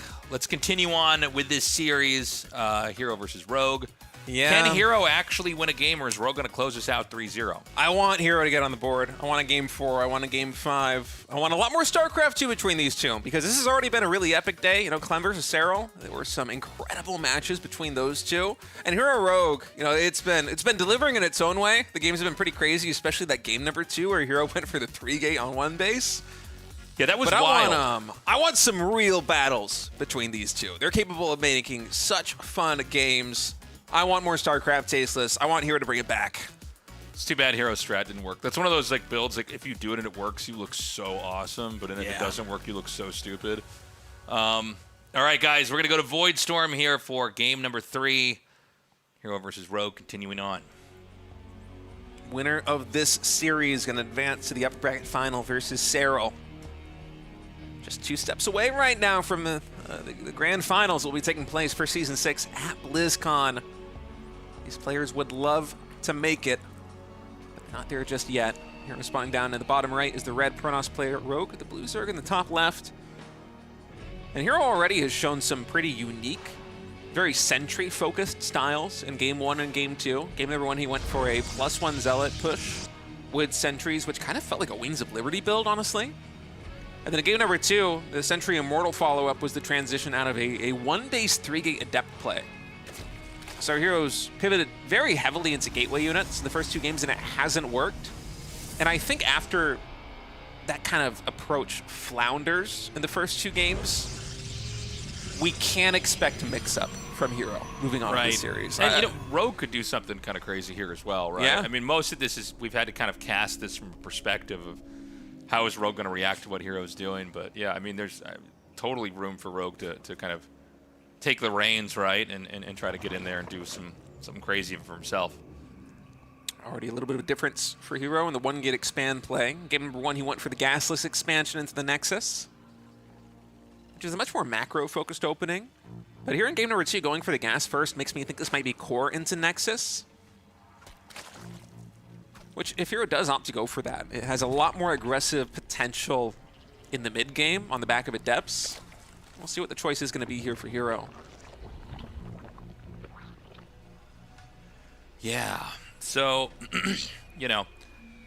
in this game, we got to see basically after the Cybernetics score is done what kind of tech is going to be. Probably Stargate, especially for Hero, but maybe there's going to be some kind of twists in there. Gate into core, so still a pretty macro-focused opening here for Hero. But yeah, that Stargate, I think, is likely going to be the play with a very fast gas. Hero can likely throw that down the moment the Cybernetics core is done. He might start a couple of gateway units, potentially even Warp Gate in a little while. And Rogue is just going for a pretty standard fare opening on his own. Went for the fast hatchery, now working up towards getting Zergling speed. And I think this is a smart approach here for Rogue. We were talking about how he could do something crazy here in game number 3, but I think the way that Hero has approached the first 2 games in this series, it makes sense just to try to react to what he's doing. Right. Because the playstyles that Hero's going for, they do seem like they have a lot of potential to get damage done if they're unexpected, but I feel like if Rogue scouts it, he very likely could formulate the right response and just take a win. They're not particularly solid builds. Well, Rogue's always been Hero's always been like a really active player, right? He really wants to try to engage and take control of the game and kind of make the other player play to, what he's doing. So, yeah, you might be right. So we've got the 3rd hatchery coming down here. The Stargate on the way here. We're going to see if it's going to be a Void Ray or an Oracle. I believe we have an Oracle here in this one. Yeah, Oracle definitely the more common route. And so he'll probably just go up to 2, and then we're going to see that Oracle harass where he tries to snipe out a couple of drones. Going to keep close tabs on that Stargate. Hero's gone for some kind of Hero going for wild plays shouldn't come as a surprise to anybody, but he's done he's done some plays where he goes in like 5 or 6 oracles in PBCs. Yeah, that's true. You can. And he like tries to snipe like spore crawlers and then queens and that kind of thing. And Hero's really capable of anything. And you can pair him up with the depths. You know, suddenly the Lings are no longer anywhere near as scary because if the Lings try to surround, the oracles can cover the adepts that way. First oracle coming across the map right now. How much damage will he be able to get done with this? I believe there's already 1 spore crawler done here for Rogue. Actually, no, that's the first one. It's about halfway finished, so gonna get pretty closer on the timings. But Hero, it seems like he really wants to preserve the HP on this oracle. He's not being particularly ambitious in terms of trading out the hull, the hit points, for some drone kills. So no damage done just yet. Yeah. So that third Nexus coming down here. We need to see what the post Stargate tech is going to be. The Evo Chamber's coming down here now as well. Third Oracle for Hero too. Yeah, so he's still making them. The fact, gas too. yeah, the fact that Hero is very deliberately not trading out the HP on the Oracles makes me think that he might want to make more than 3. This is the first time he's actually sustaining some hull damage on this Oracle. And if he queues up another one here in the production tab, I mean, we don't have a Twilight Council or a Forge just yet. Yeah, he hasn't made any tech yet because he's still spending gas, getting Oracle after Oracle after Oracle. Yeah, he might even want to delay it until the Overlord's gone. That's exactly what I was thinking, is kill that off and then go right back to it. Well, supply block hides it. strategic supply block. The mind games are crazy. The first strategic supply block of StarCraft's history. That's Oracle number 4 in production, so he's doing it. Yeah. Kind of crazy he even showed that he was producing, though. When the Overlord was there, I thought he would at least wait for it to be gone. Right. The Adepts are shading forward. Looks like they cancel that. They don't commit. And he's going to get a second Stargate. Maybe 4 Oracle into Sky Toss, maybe Void Rays after this? Yeah. Well, we don't have a 5th Oracle, do we? Where are you going with this, Hero? 5th Oracle, okay. I mean, once you get Oracles in numbers like this, I think 4 Oracles is the number where I'm a little bit fudgy on the numbers because I don't really play this style, and it's not a very popular style at pro level. I think 4, though, you can dive a Queen and a Spore Crawler if it isn't transfused energy. I think it is 4. And like you'll sustain a lot of HP damage. You might even lose 1 Oracle, but you will kill the Spore. You will kill a Queen. And right now, Rogue doesn't really have much anti-air. I think if the Adepts move across the map with all the Oracles might be in such a number that they can just snipe every single Queen. Yeah, so is he going to... Yeah, he's going to commit. Oh, the Oracles are kind of far away here. They don't find a target either because the Queens are pulled. Okay, this... that was like the worst possible thing that could have happened. He's going to come down here now. Now, he can also target down the Spore. The problem is the amount of time it takes to kill the Spore lets the drones basically go to safety, right? He only killed about 2 there. I think that needed to happen when the Adepts were shading in. They cannot be 2 different moments in time. They need to hit at the exact same moment. You need to tax Rogue's APM and really make Rogue react perfectly to what you are doing. Because if you give Rogue time like this, you know, he loses the Spore Crawler, loses a couple of drones, that's fine for him. You know, every time that Hero activates all these Oracles, there's so much energy being gone right now. He's going to charge them up, take out these Queens, and there won't be any more anti-air, but I'm not sure the Oracles are going to have enough energy left to actually snipe the Spore Crawlers, to snipe the drones. Yeah, it's just the Queens going down. I think you're okay trading the Queens out there. You know what I mean? The Oracles have all been drained of their energy. Well, now is going to be a time to counterattack soon here because he's going to go for Hydras. We know that there is carrier tech that's going to come in here. He's got the Fleet Beacon coming, but I think you can probably kill him with Hydra-Ling Bane before Protoss can do anything. So he's going to have this nice kind of in-between move to come hit him here. And Hero has to be so careful with the Oracles at this stage. You cannot continually activate all the beams. He needs to be very deliberate about which Oracles he activates and how many he activates to actually deal with the pressure coming in. Oh man, Rogue rolling in with these Banelings. The Lings solo on, or the Probes, excuse me, solo on HP. Hero was prompt with the pull of the Probes there, but Rogue coming in with a Lings, able to just one-tap all of those low hit point workers. And Tempests are going to start up. So yeah, so the Tempests are going to come out, but you know they don't make that fast. Zergs probably going to be able to hit this third before the Tempest can really kick in. Tempest also just don't kill things quickly. Like they can be great for like pushing, you know what I mean? Because you can kind of hit from afar, but they're not always great, especially in situations like this for defending, right? Yeah. Like it's going to be staying back, and by then the Nexus is going to be killed. They're good versus Hydras and low numbers of Hydras, especially when you have something like a Mothership for Time Warp to buy some space where they can just continually deal out that chip damage. But it's these Oracles I'm worried about. I think only one of them activating right now, and that's important for Hero because he's going to need all of that energy to actually deal with this push. It's going to be close, even if he charges up all of these Oracles, and he does. Every single Oracle activates the beam, so Hero needs to go for the fight right now. I don't think you can activate these Oracles and not engage. Oh, man. It's getting low. You know, maybe he does have enough. I don't know. More Hydras are going to come down here. Again, the Lings, they can just take this Nexus out. There's a couple Zealots coming in here. Okay, maybe he survives. Now, he did kill 16 probes, so it's not like this is necessarily a victory here for Hero.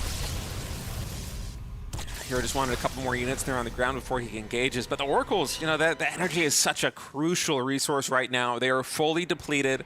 Rogue sitting on 67 drones, working up to the 70s now versus just the 47 probes here from Hero. And so if Rogue just takes a beat and macros up a near maxed army, I'm not sure that Hero will be able to defend it. Yeah, I think you're probably right. I think that analysis is spot on. He probably just won't physically be able to stop the next push.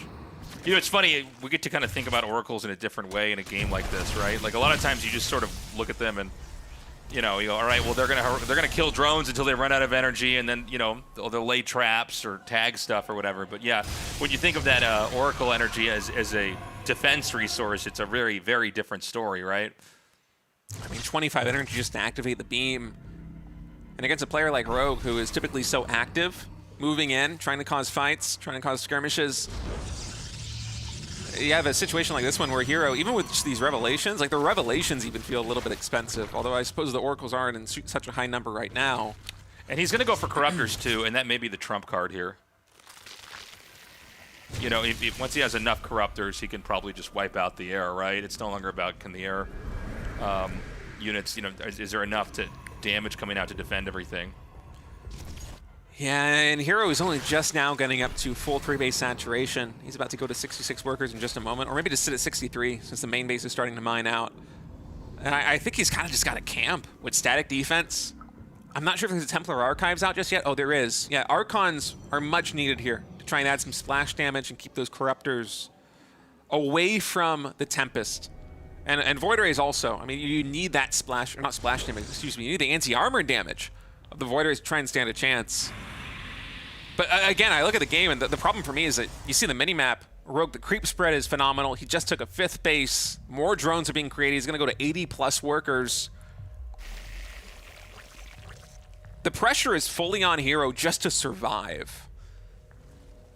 Yeah, this is, you know, the game quieted down quite a bit, but we know that Rogue is... This attack is inbound, right? We're seeing all these Banes get made here. Not a lot really on the ground to fight the Banes. Hero is going to take a 4th base, but the real thing we got to focus on is going to be this attack. And can Hero stay in this? He's going to be defending for a long time, by the way. Sky Toss probably takes longer to really kick in than almost anything in the game, right? So, yeah, I mean, let's see if he can survive this next huge attack here from Rogue, who is now maxed out. Yeah, 4 Overseers here for Rogue, so should have the detection for the Mothership Cloak as well. And now Rogue coming in from a huge angle there on the left side. The Corruptors instantly snipe the Mothership. I'm not even sure if a Time Warp was able to be dropped right there by Hero. Force Field's going to zone out much of the ground army here for Rogue, but the Corruptors just absolutely destroying the Sky Toss fleet. Hero takes his hand off the keyboard. Oh, man. Nice big stretch. And that's going to be the series GG. Just stretching out his GG hand. Didn't want to get a cramp typing GG. Don't hurt that cramp. GG finger. Oh, that was brutal, man. Yeah, that was... I thought that was going to be a lot closer. I did too, but honestly, the openings that Hero went for, they felt pretty flimsy, especially there in game number 2 and game number 3. I mean, he has pulled out this kind of Oracle tech a couple of times in tournaments recently. It's why it didn't come as too much as a surprise, I think, even to Rogue. Yeah. And this is the kind of thing where I feel like if you do it once in a blue moon, you're going to find a lot of success, but if you start dipping back into it, like Rogue seemed very comfortable approaching that game 3. Yeah. Yeah. Hero with maybe the most, this is saying a lot, by the way, the most alternative play I've ever seen from him. Yeah, right? it was, those were weird games. We had 3-gate, 1-base Adepts in game 2, and we had 2-star-gate Oracle. Crazy. So, guys, August 8th, next weekend, we are going to have Cyril versus Rogue, Hero versus Shin, and Clem versus Solar. And that's all going to be on August 8th. And then, of course, August 9th, we will have the rest of the losers bracket play out. We will also on August 8th know if it's Cyril or Rogue going to BlizzCon. Yeah, that's going to be awesome, no matter who it is. If you take a look at the Season 6 schedule for the online portion of this tournament, yeah, that Saturday, 3 series deciding the first finalist at BlizzCon, and then on Sunday, we will determine the second finalist after playing the lower bracket semifinal and final. And it's going to be awesome. I cannot wait for StarCraft 2 to be back at the big stage at BlizzCon. Yeah. Casted by Tastes and Artosis. You guys are the best. It's going to be so much fun. We're so excited, man. Artie is super pumped. I was talking to him on the phone just 2 days ago. And, yeah, that's going to be fun. It's going to be cool to have BlizzCon back as well. Yeah, it's been a minute. Blizzard, it felt weird when there wasn't a BlizzCon. It was kind of one of the, outside of obviously their amazing games, just, the fact that they had their own con, right, where everybody got to go together and meet. Guys, we've been starting early, and it's going to always be at this time from here on out. So, yeah, feel free to join us, watch live. And if you can't, we got it on the YouTubes. Yeah, it's on YouTube. You can check out the VODs right there. At Revive SC2. Ooh, production right on point there. Yeah, it's like, oh my God, it's like we're dancing right now. It's like perfect, like synchronized swimming. Well like, done, we Ziggy. talk about it, and then they go to the next slide right on time. Yeah. Oh, yeah, Archon Studio. Guys, we love these guys. They've been supporting us, and we're just so grateful. Without them, we would not be able to be... their help has been tremendous, right? Yeah, we would not be able to without have them, RSL at the we scale would be dead.